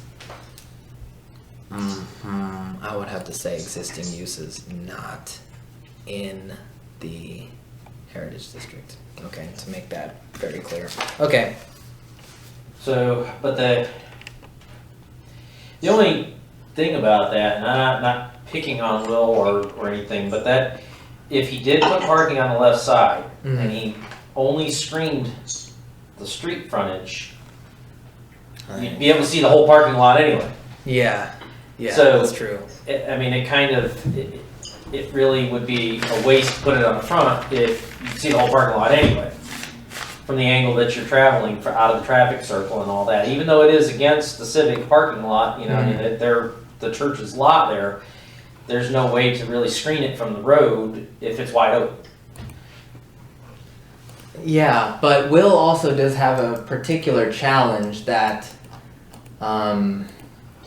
It's got a very small lot and Yeah. not a whole lot of options, so. right. Very limited area for parking. Yeah. Yeah. And so my thoughts were the fact that to the left of the driveway I have, if I'm not mistaken, with the boundary line or the lot lines could possibly hold cars at a, I guess you could say, vertical Like this angle parking. road, or even straight parking possible. So they'd be angled parking, not 90-degree parking, right? Whatever would be the most effective, yeah, I would say probably angle would be very feasible. Yeah. And Yeah, so then if you like buffer it here and that's it, then I mean obviously and then you buffer it here and here, then you don't buffer it here because it's part of the Heritage District too, then all the people coming down Newtown Road are just gonna be looking at a parking lot. looking at a parking lot. But I mean, that would be the case if you didn't allow it on the side too. So what did we do there? My thoughts are more on the other side of the driveway, to the left of the driveway. I Oh, believe this way. there's a possibly 10-foot distance, which could Mm-hmm. accommodate parking down the driveway at an angle. Mm-hmm. Would be parking that would be facing the lot next to the left of it, Mm-hmm. maybe? I'm just thinking out loud. Okay, I mean, but that still doesn't answer the question of if you only screen the front, then you're still looking at parking when you drive down the road. I mean, the only way to really do that is to just only put a privacy fence which is the bare minimum, Mm-hmm. 4 inches wide, doesn't take up any space, Mm-hmm. but along the property line to buffer that from the view. Mm-hmm. But by doing that, you're just putting a structure up instead of cars. So what's really the difference? That's the only thing, and it's a unique thing, and I don't know that there's really anything we could really do to change that, simply because of, number one, the way the road is routed. Number two, because of the adjacent property, it's wide open. There is nothing there but an open lot. It's not Will's fault that the adjacent property is an open lot. So I don't really know what we could really do there. Mhm. I just don't see a really good, clear answer for that. Well, can we set the general rules but then get an acceptance because they're in the E Mm-hmm. area anyway? Yeah, well, For these, because there's only two there's only homes two. in the existing, right? Yeah. And There's a chance that, I mean, if something happened individually with the crane store, they're gonna be in a similar situation, right? So, you mean like TJ's house? TJ's house. Oh, is the TJ's other- house, yes. TJ's is the other. The other sure, E. that's right. Yeah, Sorry, that's this the one. other. Yeah, But yes, could he we? has a little bit bigger lot to work with, but yeah, Mhm. I mean, well, Yeah, I He really doesn't agree have that with that issue. completely. because he's sandwiched between two different Right. All things. He's not really going to have that issue. Will's the one with the unique issue, but I mean, I don't want to make him do something that Mhm. isn't constructive to anything. right. Like it's just a waste of money just to look at a fence, which may, and 20 years from now may not look all that great. right. You know, it's just, one of those kinds of things. So I think it's a great, honestly, I think it's a great solution to just add that, just add a provision in the parking that says, the E district can have, just a conditional review of their parking landscaping. Because, Thank you. yeah, it'd be a lot easier, I for want to be fair about this. Right. I don't want anybody to have a major hardship over something like this. This is just, I mean, it's already hard enough. right. And it'll be fairly easy to buffer parking on the side for all the other properties. Even if it's on the side or on the rear, like coming from any vantage, you could buffer that parking.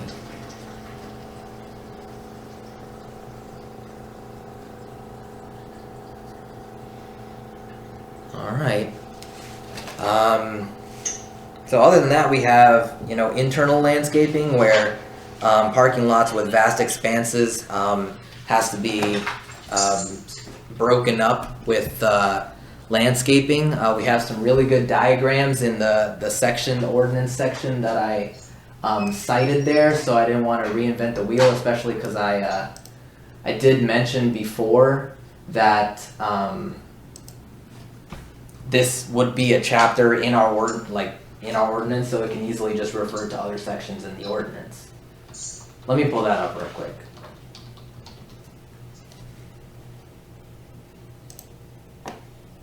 Because there's just some really good pictures in here, and they'd be directly referred to. 51 off-street parking, section H. All right.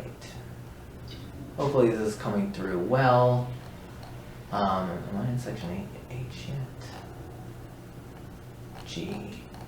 H. Okay. So parking stall and aisle requirements, a lot of this is, just standard required for the movability of cars and safety. So that's fine. Again, I'm trying not to reinvent the wheel here. Fire access is obviously required. And then lot design has to have architectural breaks, pedestrian spaces. This is also, just in my experience, really thorough and I guess stricter than normal for parking lot design. Like Marvin's I guess at some point Marvin decided that they were gonna need this kind of detail in parking lot ordinances. It was pretty much, this is pretty much how Marvin Gardens was required to design their parking lot too. And so like this is how you kind of separate what is referred to as vast expanses, so that you don't have just, you know, your like typical parking lot, which is just, you know, stripes on the road forever. Like, that keeps people from shenanigans too. Right, donuts and stuff. That's a good point. Yeah, I didn't think about it brings that. it up where you gotta be careful out there, so. Right. So I mean, this is already in our ordinance right here. So if you're wondering like why is the parking section so short, shouldn't we have to account for a lot of transportation safety needs? It's because we already did it at some point in this ordinance here, and I referred to it in this section. I think it does a really good job, and all I did was add a few more things like, you know, we had ADA accessible routes, bicycle racks, charging stations, and then just to not have a minimum parking space standard. So that's it for the parking section. I also said there's one more thing in here that I wonder if it made it in here. If it didn't, it's fine. I'm not even concerned. Surfaces. Lots more than 10 spaces have to be paved. So that means if you have 10 spaces or less, you could have gravel, you could have lawn, and then wheel stops could be, you know, they can be concrete or they can be a hot dog style, you know, tree. But basically all this means to say is that if you have a parking lot that's 10 spaces or fewer, you could not have it paved. Whereas nowadays, like, you know, like our park, for example, our park has several parking areas that are not paved, and it definitely, if you've been there, adds to the rural town park kind of feeling.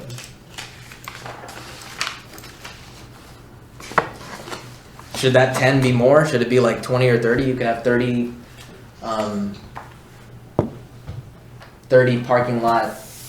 parking space sized lots. Sorry, where am I going? 30 parking space sized lots that are just like dirt.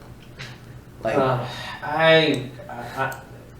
my only concern with that is if you're in a downtown district where you have a lot of congestion, a lot of traffic movement, you have a tendency to wear out those types of parking lots pretty quickly. That's a good point. And drag it onto the main thoroughfares, and there becomes washing issues or something. There's 100 different issues that could go on with those types of lots. While they work at the park, they have very limited amount of use. You know, they're dusty during dry times. They can be a bit muddy and stuff depending on how they're maintained and other times. So I don't know that I like to get too far off of that. Okay, the 10. The 10, because when you start getting big lots, you start having bigger problems. Right. 10 spots is manageable as great. Right, and it's also a small 10 lot parking lot is going to be for a small use. It's Right. one that's not seeing that much traffic anyway. Okay, Right. I think that makes a lot of sense. Right, fill up this water bottle here. I'll put the stores in. And frankly, I don't see really anybody wanting a major size gravel lot. That's a lot to maintain all the time. It's much cleaner and easier access, especially for ADA. You know, even if you have a gravel lot, you're going to probably want to pave at least one section for your handicap spot for access. Yeah. So. I think I said that.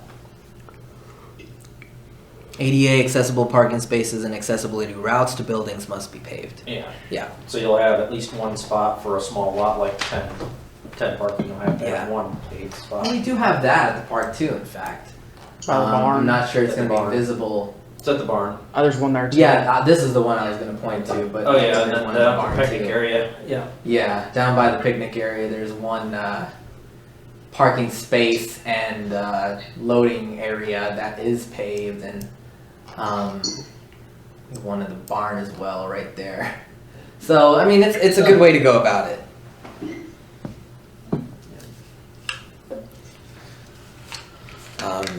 Okay, so we leave that one as is.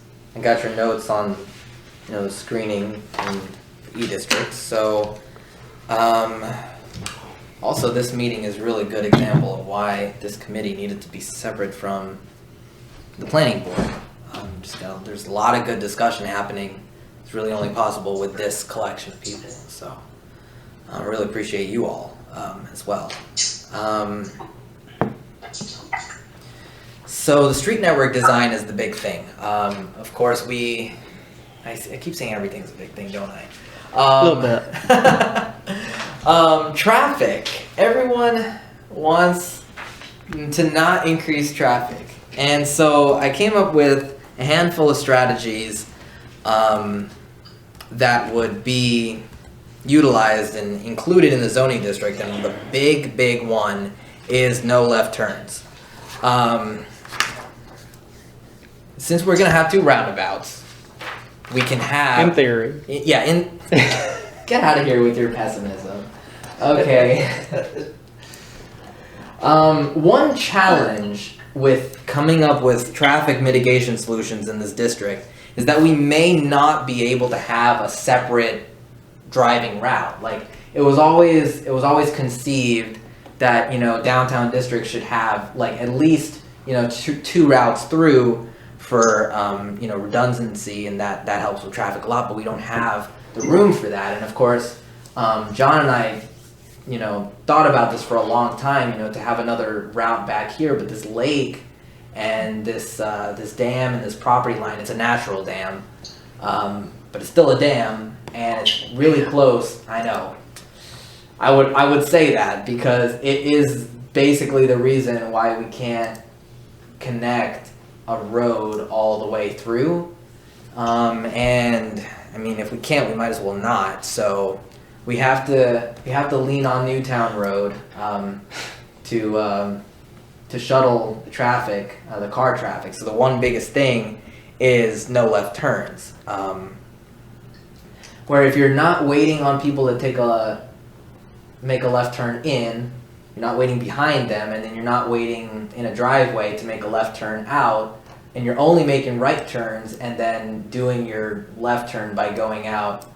Yeah, the traffic circles are Right. so close that There's no reason. Yeah. no need for left-hand turns. Yep. Right. Well So I like slap that right in there. That's the biggest thing that's going to help traffic in this district is no left turns. That'll have to be controlled. I mean, yeah, of course. Well, it's easy enough to do if you provide at any of your intersections. You just put a curb in the middle. Mm-hmm. Yeah. I mean, it's Curb doesn't take up but like 4 inches of room. Yeah, if you put a center median curbing in there to prohibit left turns, then they can't do it. You don't have to worry about enforcing it. Mm-hmm. Pretty much. So. Can I mention something? Yeah, sure. When I was trying to work with DOT on the roundabout on our corner, they expressed that they would work with us on a left turn off of that, heading west there. Do I have enough room still before y'all lay it on? You may or may not have enough room. I think they said 400 feet. And I'm not sure if they measured it from the edge of the circle to the driveway or the middle of the circle. But I think either way, you don't have that 400 feet. But in any case, I really am thinking that, if we can prohibit left turns in or out of driveways, we can tackle the traffic issue. That one thing can handle the traffic issue in a really big way, and it's not really going to be too much to ask at all for people to to turn right out of your property and then use the roundabout to go left. And then if they're going into your property to turn left here, or even Yeah, just go. heck, even go straight and turn right here. So like do this to get into your property. Wow, that's sloppy. And then turn, and if they're coming like this, go like that. In any way, if you have two entrances, there's gonna be, every people coming and going from every direction will be able to utilize that roundabout to, or one of two exits. Like they may have to come in this way and then leave this way or something like that. Which I think you're gonna see a lot of that right in, right out, during afternoon Yeah. traffic flow, because people will stop by there on their way through, which is a right in and right out. Right. Which is, Right. and that's gonna be a huge advantage, I think, to your property. Just the sheer amount of traffic that flows through that's gonna wanna stop off on their way home. Mm-hmm. Right. Well,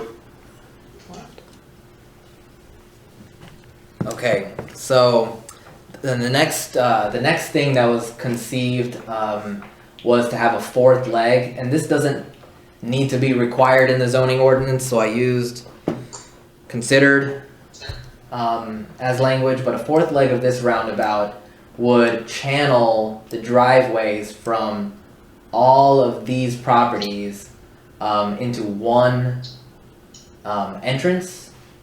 If that's possible, that's great. If it's not, if it doesn't happen, it's fine. But if it's in the zoning district, we can lean on that as something that we should team up to do when these properties are considered for development.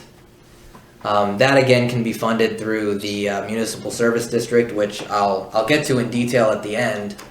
And that's village property at that end Right. there where the mouth comes in. It takes up Right. mostly the, that huge piece. That is, I'm telling you, and like, it's so uniquely valuable that such a relatively large transportation project exists on what is currently government property. Like that takes out the whole right-of-way acquisition part of it in a way that is just so blessed. Like you don't see that. You don't see that anymore. But the rest of it is just kind of minor things. Sidewalks on both sides, trails around lakes. No public driveway from private roads is also a big thing. Jake would be happy to hear that. But no public driveways from private roads would means that we have two private roads that are adjacent to this district, Meadowlark Lane and Rising Road. I could see something minor going off of the what would be public section when this roundabout's built. The leg would be public. Like the schematic that we saw last time, the proposal from Jones Homes, like the park could potentially go in that leg, but not the entire subdivision. And then, of course, no driveways on the private section of Meadowlark and no driveways on Rising Road. That's just, of course, to protect those existing residents. And, I wrote this a long time ago. It was one of the first things I did as part of this drafting this district. So requesting NCDOT to reduce the speed limit is something we can do, but we're also now considering the Village of Marvin taking over Newtown Road in its entirety. So if that happens, then we don't have to request them to do it. We would just do it. Maybe we do 20, maybe we do 15. Who knows? But the point is the speed limit has to be reduced as well. Crosswalks and roundabouts, viewshed depth, streetscape, and speed limit needs to be coordinated together. So that's kind of a checklist item Talk that I can about honestly traffic control, drive that speed limit down to 15, 20 miles an hour, and see how fast people find another Another way route. out, yeah. Yeah, that is Another true. way home. That is true. We'll get only the people that live in Marvin going through Newtown Road. Massive speed bumps. Just huge. That's not a bad idea Exciting either. bike kind of stuff, right? It's not a bad idea either. Of course, I like that connecting. reference. connecting the Parks and Greenways master plan, like putting that together has to be part of site plans, and anticipate connectivity to adjacent plans by stubbing out driveways or internal trails. The one on Newtown Road, of course, would be coordinated by us, but there could be internal trails too that could connect to other properties. So depending on their site plan, we would have the authority to, based on this line, say, look, you got to provide a stub out to the property that's next to you, and then if and when they develop, they would have to connect to that stub. So that's it for traffic. We're almost to the end here. All comments are good comments. So signage got cut down a lot, and that's because, Tom and I were talking about how kind of, I guess, improper it was that a signage section was already adopted without kind of like the vision of what signage should be in this district. So this is a section of signage that Tom wrote for a different a similar rural district, and it's got five standards that if we could pull up some pictures. Tom, you're still on the line, right? I don't have the participants up. Yeah, he's still up. So, what, are you gonna try to look on Google Earth or something? yeah, I wanted to see some examples. Okay, so one business is Miss Olivia's Table. It's a small restaurant. It's in a house. MISS Olivia's Table. Cool. Where is the, hello? Oh, there it is.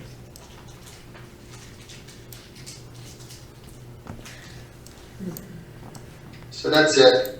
And if Or you- Miss Olivia might want to franchise. I got a great place for her. he started out as a food critic in this small town in the foothills of the Smokies, and then always wanted to have a tea room. So it started out as that, but now it's a nice little restaurant that they put in a historic house they renovated. And anyway, the sign works fine. The speed of traffic there's about 35, 40 miles an hour, which you can see that. And then there's a couple of other businesses down the street, including automotive places that have similar signs. This one's called the Central Village District, and it's where houses have been slowly converted to businesses and offices. And they butt up right, they're actually in between two historic districts. So it was important to let them convert, but not to kind of ruin the boundary of the historic districts. Oops, That- I am that- doing a bad job at this. That restaurant couldn't be more perfect. Yeah, it's for a great what we're example, looking yeah. for. I mean, exactly. The front yard, the whole thing is just perfect. We were at the White What Rock was Cafe neat- in Mineral Springs What recently. was neat and about it's that one, super cute. that had Same to do with idea. the parking? good? Their Mhm. milkshakes. What happened with that parking is, Green. he said, And lights. I don't know how many people are gonna actually Big dine kids here. too. I'm gonna actually have Do it. Hold on. Can't have two conversations going at once. Sorry, because everything gets picked up at the same time on virtual. Sorry, so Tom, what was it? We only required that they pave half of their requirement at the front end, and said if you ever have a problem with the lawn or gravel parking being worn out and causing a problem where people are picking up dirt and pulling it onto the ground with their onto the streets with their tires, we can invoke a requirement for you to pave the rest. So she was having good success, and before we even needed to tell her, she went ahead and paved the other half of it. So it was kind of a reserved parking area that worked out fine instead of her paving the whole lot or something. That's a pretty good idea too. Maybe we throw that into our the parking thing about having gravel. If we find out that your gravel is messing up our roads, then we can require you to pave it. Maybe we should do that regardless of the lot, regardless of the number of spots. Right, regardless of the number of spots, that's true. I'll throw that in there. Yep. It's a great idea. But anyway, this sign right here is an example of how, the signs can't be higher than 8 feet and at most 25% of the property frontage, 25 maximum area of the property frontage. So, like, they could have a sign as big as this, but freestanding. That's like, it's like about this big. On the, I don't know if anyone can see me. I'm just sharing the screen at the same time. Sharing screen and flailing. Freestanding signs shall not exceed 20 square feet. Our current is actually 24, so that's even smaller than normal residential area square footage and signage, total signage area. So if you have a freestanding sign here and then a label on the side of your building too, and maybe a couple small ones on the side, like the total shall not exceed 50 square feet, of course, not internally lit, lights not affecting motorists, and constructive natural materials. That really does, that covers everything in a very short amount of space. Does that also include any kind of lighting towards that sign? Lighting would be allowed. Signs must not be internally lit, means like you can't have LEDs or halo lit signs. You have to have signs you have to have lighting that faces, that like points up at the sign. Pretty similar like to focal point lighting, basically. Yes. At the ground. Exactly. Like pretty much, even when the planning board was deliberating 7-Eleven's wayfinding signs, they came in with LED signs of like, no, you can't do that. And that's it's pretty good that this was written before. Well, this was put into our zoning district before you guys decided that, and that overlapped pretty much perfectly. So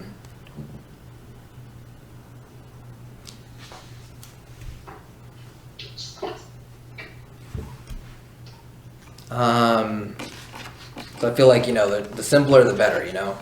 As a staff.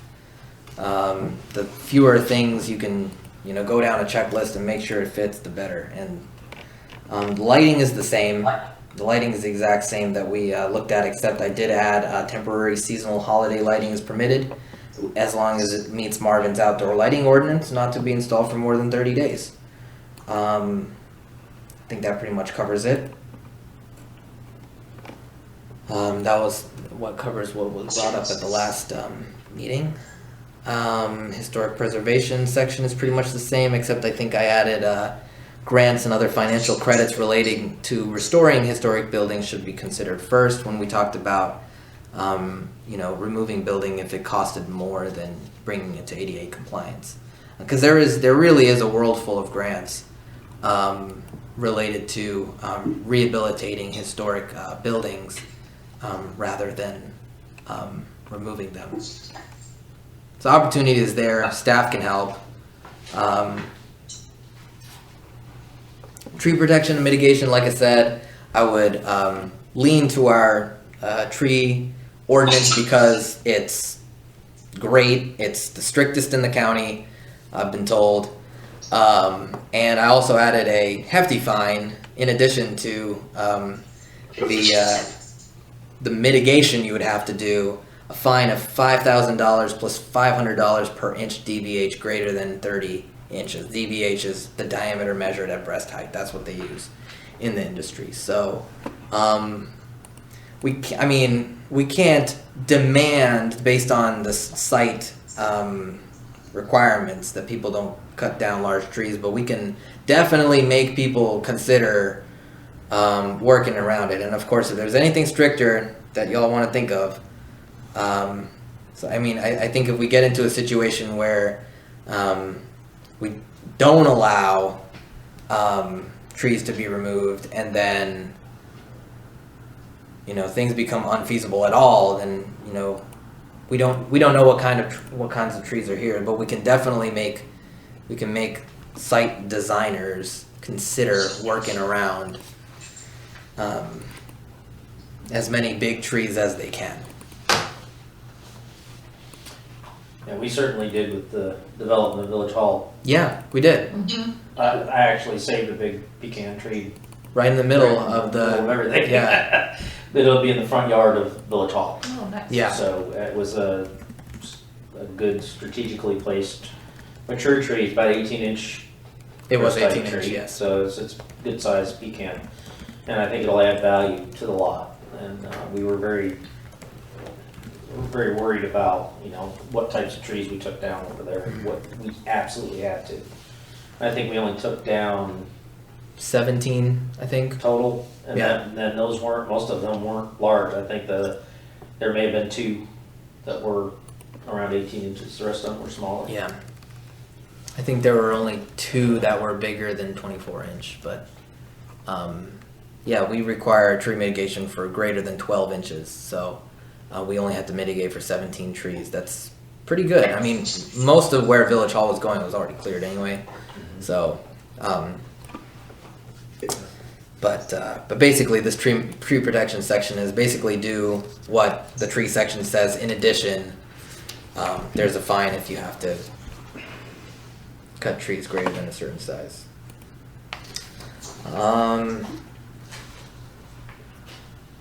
Okay. Historic district can be found in appendix. I did not include that.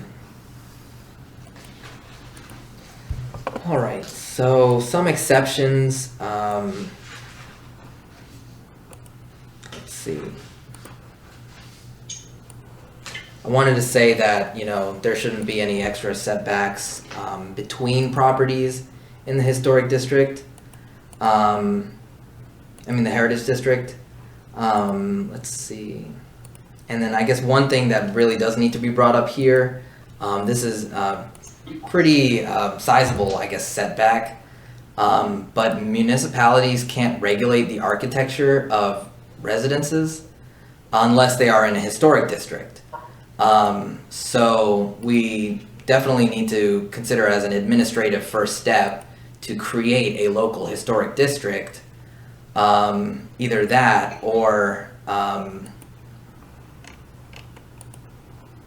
that we don't have the architecture as a regulation for the residential buildings. That's, I guess that was kind of found in the conversations of, well, what if you want to do Marvin vernacular for residential buildings? Well, there's actually a state statute that prevents us from regulating the architecture of residential that are 1 and 2 dwellings. So, I mean, 3 and more we can regulate it, and we can only regulate the architecture for commercial buildings. That said, I guess there's got to be a conversation around establishing a historic district. The state did find that Marvin is eligible for a national historic district designation, so perhaps we apply for that. That's just one thing that that just needs to be said at this stage, so that that we're aware that we're not, writing all these rules and then can't enforce a pretty big one. Of course, either way, worst case scenarios, we don't have a historic district, and all the other regulations of this district still compel this district to be very, pedestrian friendly, very charming, very low density. So that's just something to keep in mind for everyone. This got to be one of the first things that we look at.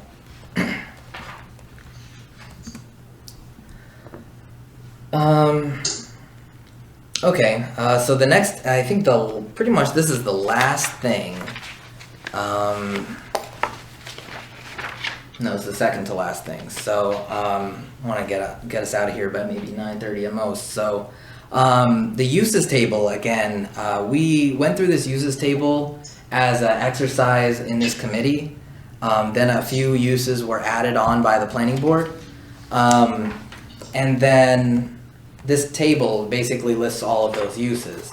Like I said last time, I used my discretion to consider what could be just permitted by applying for a zoning permit through staff, and then what would be considerable for a special use permit. They're listed by P and S in this table. And then in talking with some of the committee members, just in between last meeting and now, there were a couple other uses to bring up for consideration. One of which was a bank without a drive-through, and the other one was like a cleaner but without on-site cleaning. So if I guess either or both of those uses would be amenable, we could add those to the list of uses. I just wanted to bring that up and see if there was consensus to consider those uses. I think at this point, if things are continuously not passing, I don't know. Right, I mean, because we voted, you took a survey, Yeah. then we took another survey, then we had additional conversation. I don't know what's better to err on, is it the side of having too limited of a list or too large? In this case, I'm just the staff, but I figured having fewer uses is better because it shows the public that we are really trying to keep this a well-tailored district. And as far as a bank, I don't really see that as being something that we really would need now. I mean, maybe an ATM, but you can pretty much do everything in an ATM you can do at your bank, for the most part. I mean, Especially if it's not a drive-through, I guess. Right, so and that might be even something that one of the landowners developing a plaza might encourage an ATM in their plaza. Would be a revenue source for them, rental space or something like that. But I don't know about a freestanding bank, and I don't know that there would be the interest from a bank anyway. Banks are getting fewer and farther between branches. Yeah, that's true. And especially without a drive-through. I don't know, and as far as cleaners goes, pick up and drop off site, I don't know. We also have, there's It just, bukus of those around here. yeah, as and well. it's, I don't need, most of those places have delivery services as well, so. And if the goal is a gathering place, neither the bank nor a dry cleaners provide a gathering. Right. Yeah, that's true. That's probably Right, why like a gourmet grocer, right, that kind of thing, right where you may sit down and get a glass of wine or whatever Yeah. while you're doing your other things. I think that's very different than dropping off your dry cleaner around the corner. Yeah. Now, a young lady came in and presented in front of WUMA an idea that she's trying to expand library access through library kiosks. And that could possibly be something that would bring public together, right? So something of that nature may be something that would be encouraged, because it is a gathering place, a place to sit down and read books together and, community stuff. But, and I liked her idea, and she's got some good ideas and that, but maybe something like that, but I don't know about banks and dry cleaning pickups. Those are just convenience things, and I don't think that's where we're trying to go with this. Fair enough. I think I hear the point loud and clear that, this is a several month process kind of coming down to this list, and it may even be past the point where we are thinking about adjusting the items on the list.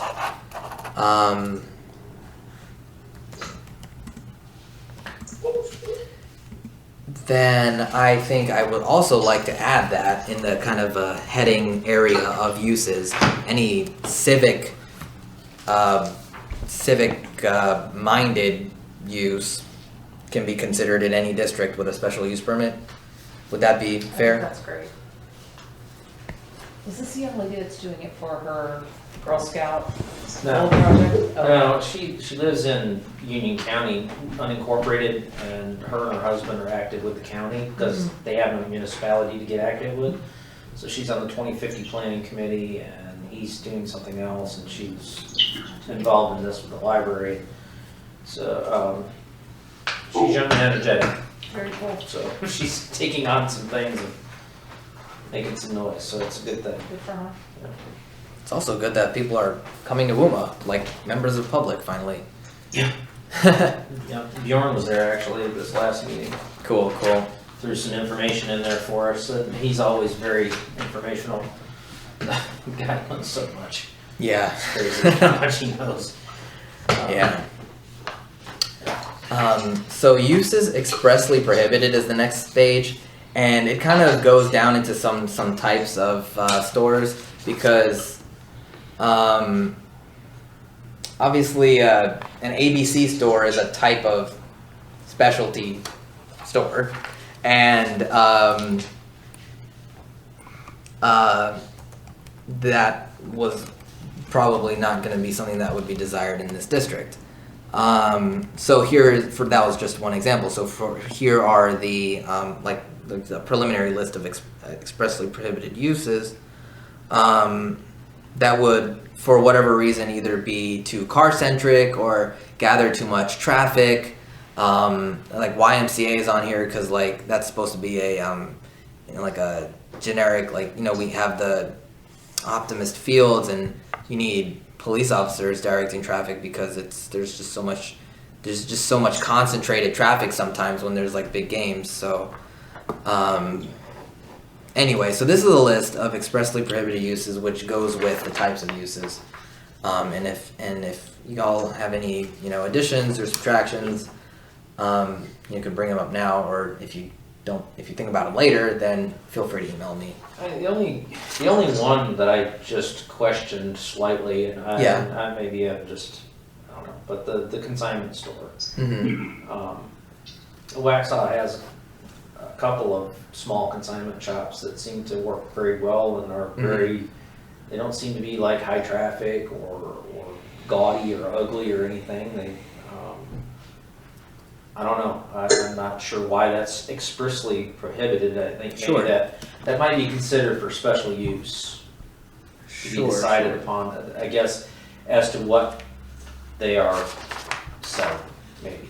I mean, if they're just selling clothes, who cares? If they got mattresses and bunk beds sitting out front, that's probably why it ended up another there. thing. But if they're selling, clothing and maybe a baby carriage or something like that, I don't see where that would be a problem for this district. It brings people together, people meet and talk and stuff like that in those places. So Sure. I think I would move that to a special use permit versus a expressly prohibited. Does anybody else have any objection to that? If I remember the conversation where that one showed up for expressive, it was the concerns over how do you then control what is and is not being sold and what does that look like, and then they do have a propensity to put their stuff outside, and so if we're trying to keep the sidewalks clean, we can't put the stuff outside. How are other people gonna know what they've got other than clothes unless it is strictly, so if I'm not mistaken, that's where part of that conversation was. Well, they have that coming that from. front lawn thing where you can advertise some of your wares outside, but not have the dancing idiot in the front yard. So I guess that kind of goes with that. They have a little bit of space to put a mannequin out there to advertise the clothing or whatever.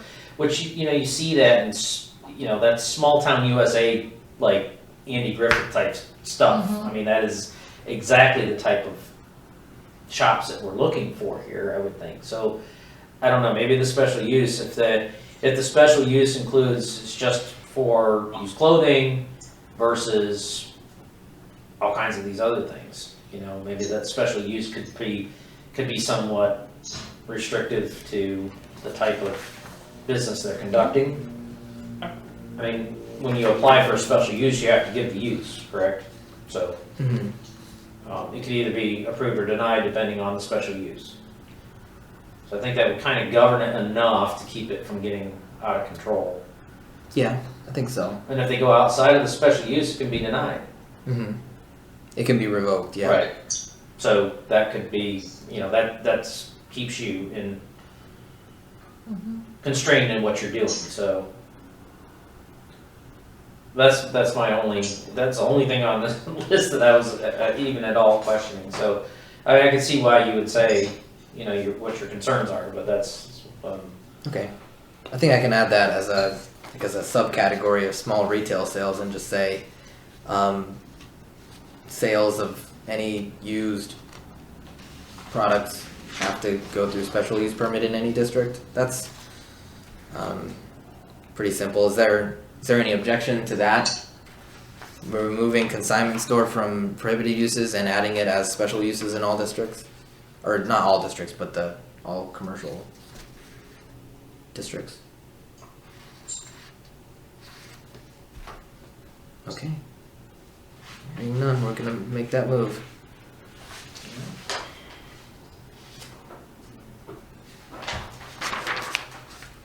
Okay, thank you. Then last but not least is public space standards.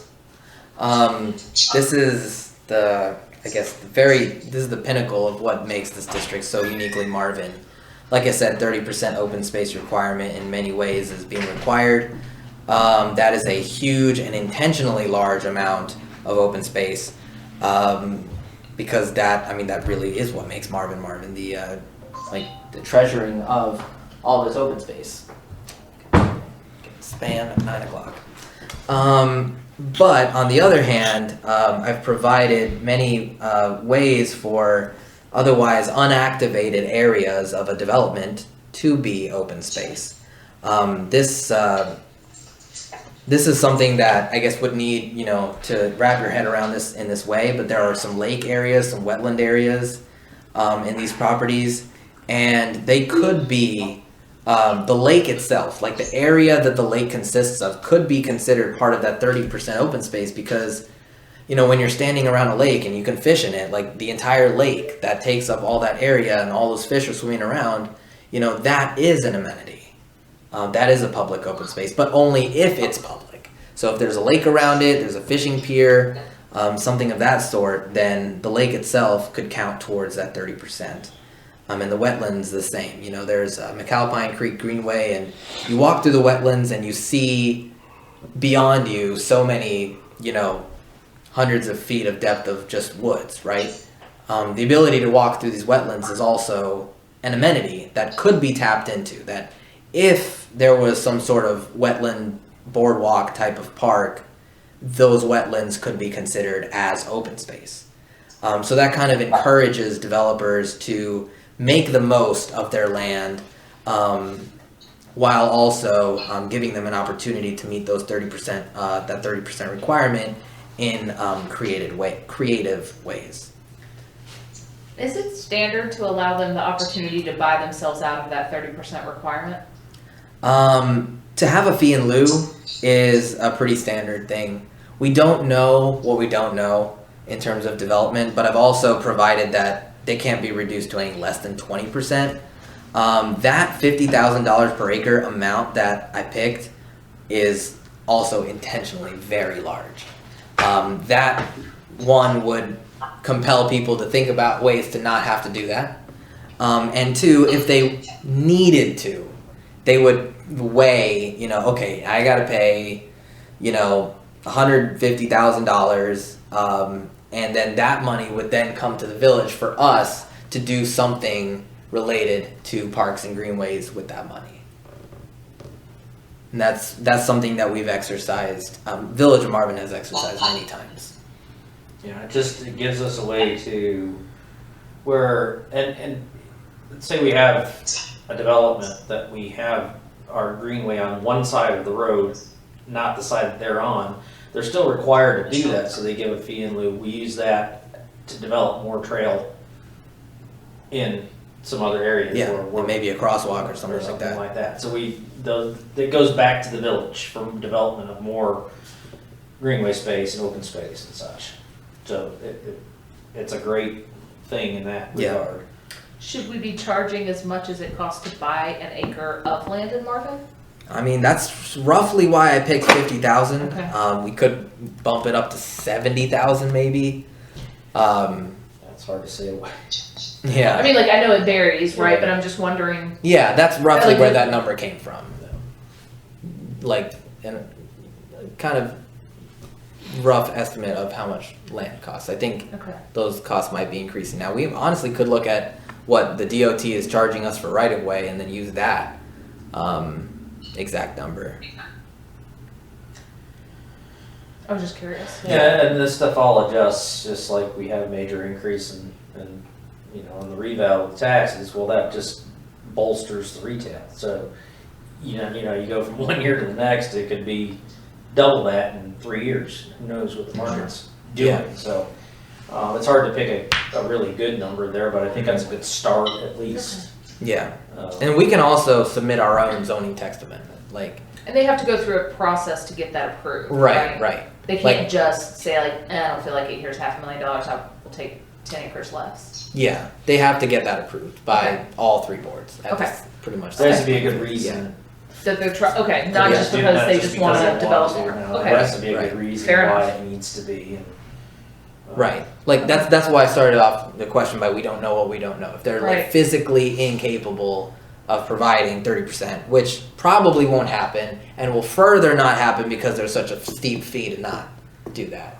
okay, thank you. Mm-hmm.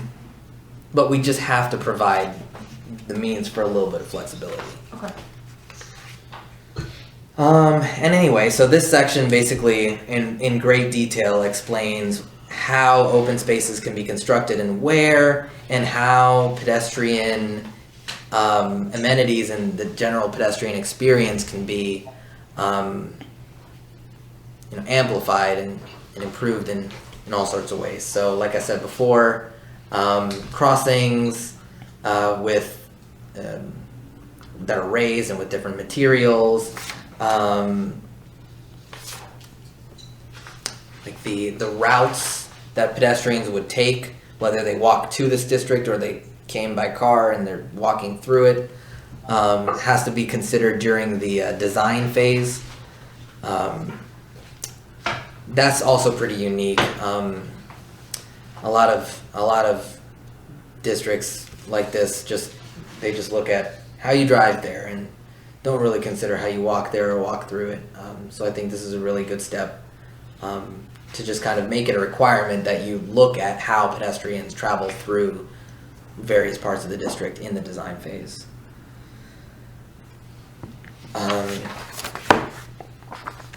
Okay. Any questions on open spaces, types, ways? Okay, that's good. And then, so last section is the administration. Like I said in the beginning, the major subdivision, we're going through one right now, so it proves to be a very good process. It's very thorough. It gets development proposals in front of all boards. And so I think it would be a great way to just stick to that. In addition, we have this municipal service district where we would levy a tax increase on these properties, and we have a kind of out for property owners who currently reside in the property in the district can be exempted from the initial boundary as long as their property is added to the MSD before they propose development.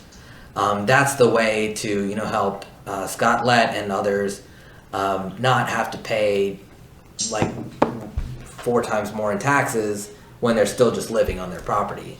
And then whenever they're ready, they apply and then they get added to the district. The MSD, that district. And then finally, we would have some sort of Main Street board. That's super common in districts like this, where a specific committee is appointed to handle the day-to-days of having a district like this. The community perspective, the development review perspective, marketing, managing the funds of the MSD. Not that they make the decisions, but they do all the legwork and then propose their decisions to council. Those boards would then be delegated the proper responsibilities. Finally, I would say that there are administrative amendments. You know, if something gets approved and there are minor things that like Marvin Gardens comes around and says, you know, we have to change the way the roof is by 1 foot. That can be done administratively, but anything it has to be equivalent or superior to the original plans for it to be done administratively, and that's also something we were dealing with our village hall, where if everything had to be reapproved, then it's a pain in the butt. So for this district, we should do it this way. And it's cost prohibitive too. Yeah. For construction and all these different things, because I mean, you know, if you want to change from pine straw to mulch, it has to be the way it's written now. You have to have the board approve it. It's just it's over the top. So Right. So this eases that up. Right. This section does allow for minor administrative amendments to be taken care of at a staff level, but they have to be super minor. And not in this district. I just also want to mention as an aside, Marvin Gardens did go through a few zoning text amendments. Like once we adopted the district in 2016 and they actually got around to developing it, they came to us with a few requests. Like, you know, this district is, this text, could this be revised? And at that point, it goes to the planning board and the council, and they say yes or no based on the merit of that request. So supposedly any property owner with a reason to change anything could come at the time of, you know, when they're actually producing sketch plans and construction plans and realize, you know, something's not right. We messed up probably with something. Can we change this? You can propose something and then it could be, you know, it could be appealed at the time, approved or denied, but it would go through the same like zoning text amendment process. So there's nothing is the end of the world if we have created a regulation that is unreasonable. So we've got to the end. Appendices help us visualize some of the things that were discussed. Terminate vistas was something that was mentioned. I didn't specifically bring it up, but the idea that you're driving down a road, one of these thoroughfares, whatever you see directly in front of you should be specifically thought about when reviewing a site plan. And of course the land use plan, like I said, it's a great little checklist to see if this district covered everything. I hope it did. I think it did, and I hope that everyone else sees it that way too. I've got a page full of revisions, and I like that. Does anyone have any, you know, other comments in general? You've done good work. Thanks. This has come a long, long way, and I am one of the people that you spoke of earlier where you're like trying to get the people that are against having the Marvin Heritage District on board. Mm-hmm. I still don't know that I love any of it, but this is, you have come so far, and this is well done. Just good work. Thanks. Yeah. Thanks. It means a lot to me. I'd tell you if I didn't. If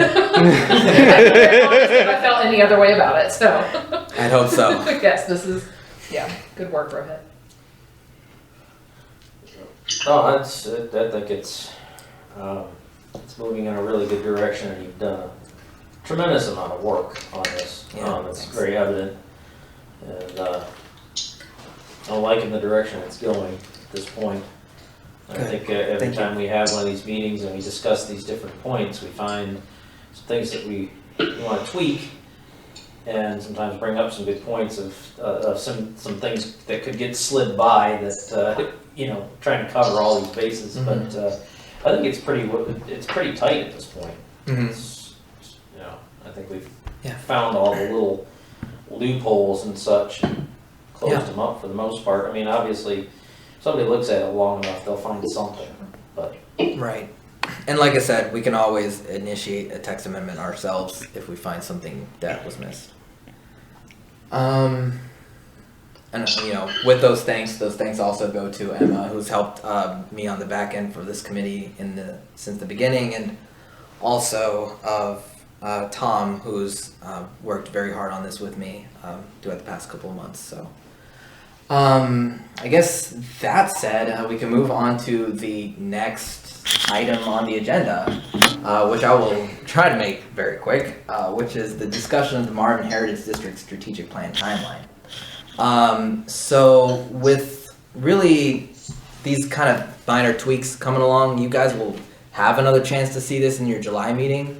But, we're looking for planning board's recommendation of this, recommendation with potential modifications at their June meeting. And then hold a public hearing in July for council to consider its adoption in their July meeting. They're adopting in August. No, I think we're pushing that back to July now. Okay. Because we're on track to do that. That was the timeline from the beginning of this committee. If you recall, the timeline that I put in the very first packet was to have this zoning district wrapped up by the June meeting, and here we are at the June meeting with it pretty much wrapped up. A miracle, I'd say, but also, again, thanks to the help of everyone who worked on this with me. So what that means, this zoning district is not the strategic plan. The strategic plan, of course, relies heavily on it, but it also encompasses the the business recruitment, marketing, kind of strategizing how the MSD is raised and spent, and so there's still a few months of work to be done with that. I would anticipate that we kind of start talking about the topics of it in July and August, have a first draft in August and a final draft in September, maybe October, and then have the MSD, knowing who's going to be in it and not, ready to go by end of this year. That is pretty much the timeline for the rest of the course of this committee. And then, of course, if there is a Main Street board of some sort created, any of you are welcome to apply to be on that board if you want to continue being a part of where this district goes. And Rohit, they have meetings scheduled through December currently. Do you think Yeah. they'll need all those meetings? Once the strategic plan is finalized and adopted, that completes the task of this committee. So, I guess not. Well, when we get to that have them point. until December, but the meetings, but we may only need till about October, maybe. But again, we don't know. We'll see how it goes. Okay, that's all I have for that. Any questions?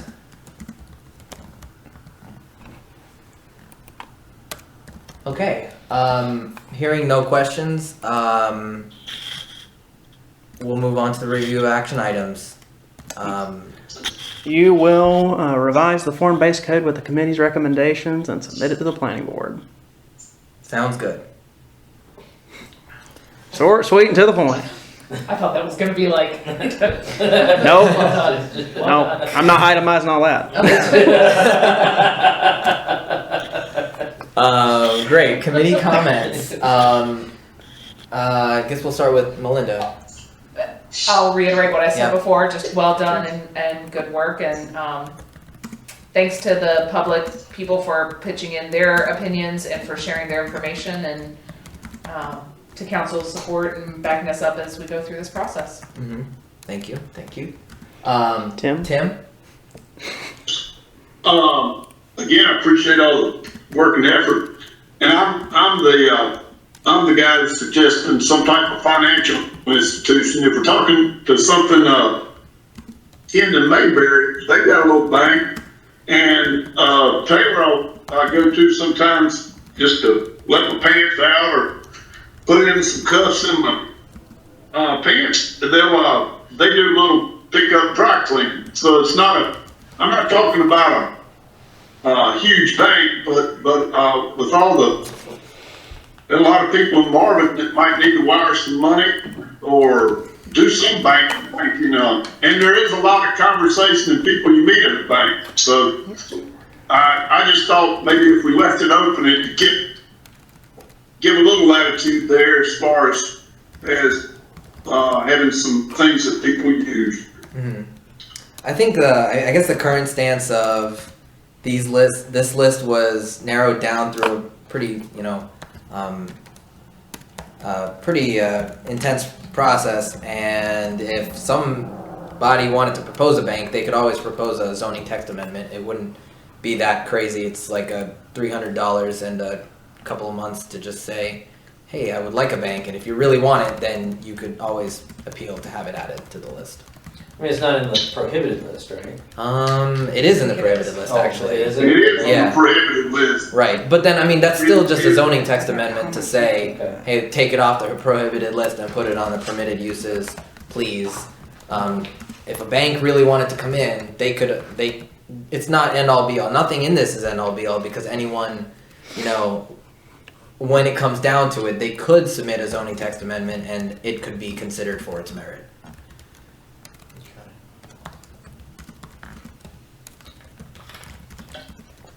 Of course, anything can happen in the next month and a half. But, I guess, Tim, what you're saying, like a tailor shop with dry cleaning pickup, I don't know that would fall into dry cleaning. I think the dry cleaning prohibited is more of a on-site kind of dry cleaning, and I don't think that anybody would be at all offended if you had a tailor shop that had some dry cleaning pickup services allowed. That's what I'm saying. Right. I don't want someone. The chemicals that they use in a dry cleaning establishment are something that they're tough. But for a drop off, sometimes you spill something on your suit, and you might not want to go to Waxhaw to drop it off there. I don't even know where the dry cleaners is. I guess they got one. I was just thinking, a lot of time a tailor will fix something, and then you'll have to send it off to get it dry cleaned, so that the wife's dress looks nice, or the suit looks good, or it's just.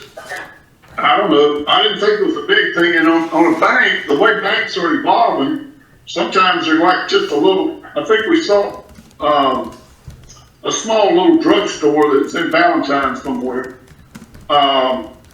People need these things. Like you're talking about the consignment store, they meet there or whatever. A bank, they might need to. You can have a kiosk for the ATM to use, but sometimes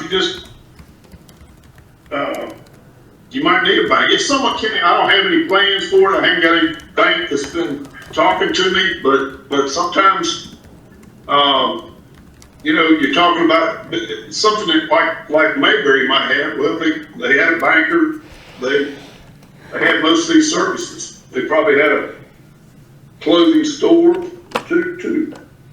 Well, I'm definitely not closed-minded to it, Tim, and as Rohit said, it can always be an amendment to it. Right. And if that popped up and that was something that was really lucrative to your situation there, and that was something you really wanted, and it was worth it to change it, I don't think if it's valid, I don't think you'd get any resistance with it.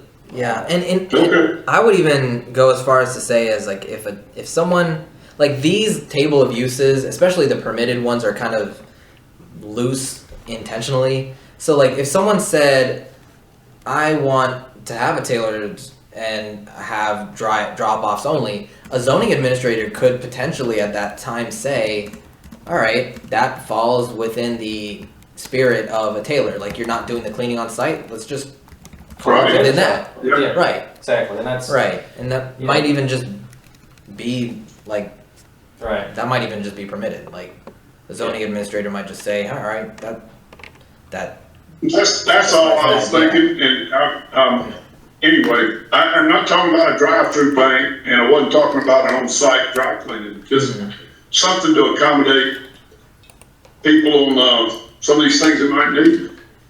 Okay. Yeah, no, that works. Yeah, that could be taken to the planning board. Just the concept. Thank you, Tim. Will? Any comments? Like general committee comments?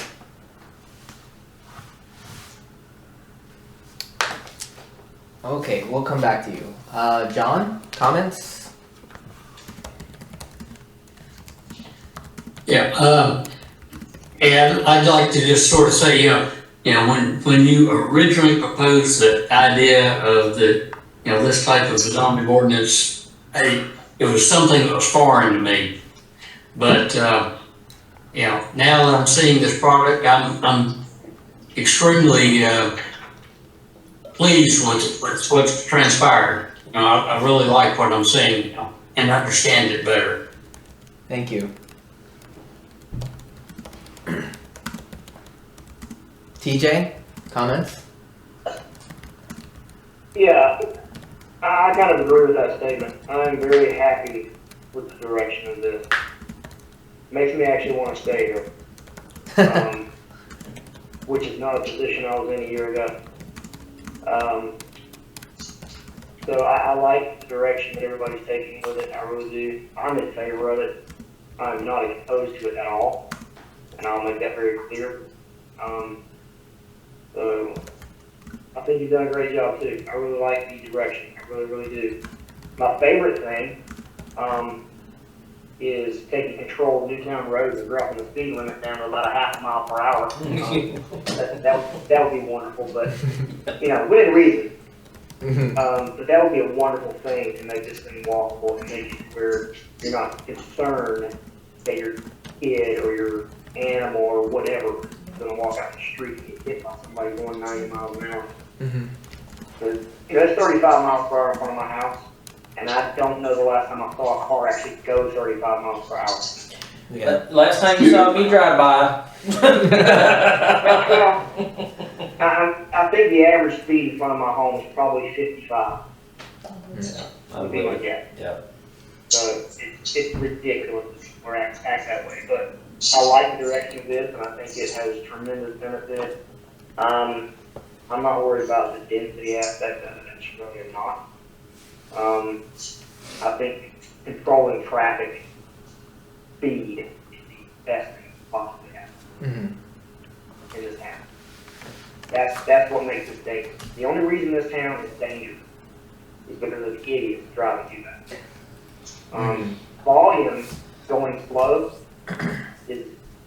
that's not dangerous. It's just volume. That's all it is. So that's my piece. Duly noted in the minutes. Thank you. I'll go back to Will for a minute then. If you have any comments. No comment. Okay, thank you. Andy? Yes, Andy. Well, I just want to reiterate what most everybody said is that I do like the direction this is going. It is hopefully going to address some of the issues that we have in Marvin, like TJ pointed out, traffic. We can get the speed limit slowed down in here and create this. I think it'll help with that. It may even deter some of the volume that does come through Marvin. Exactly. I don't want to deter it to the point where it hurts the businesses that are trying to thrive here, but deter some of the just commuter traffic. And I think that I like the format, the way it's zoned. It gives people some individuality without being but at the same time it keeps things within what we're trying to get to. So I'm kind of liking the overall product here, and I think everybody's done a really good job with all the input on this board. Everybody's working hard towards a common goal, and it's showing. So. Yeah, that's what I said in the beginning. This really is a product of a community in a way that is so special. A lot of the content was created by you guys, and the general public comments. So I'm just here to help put it together, and I really appreciate that. Also appreciate that is also unique to being a small town. This would have never happened in Charlotte. They would have hired a consultant wouldn't have whipped it up, and council would have voted on it. So I think you all have that to be appreciative of, as well as I am appreciative of that.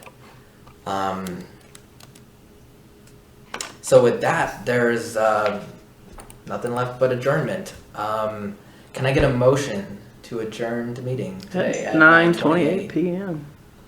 So moved. Okay. All in favor, raise your hand or say aye. Aye. Aye. Okay. Aye. Got it. Thank you. Thanks, everyone.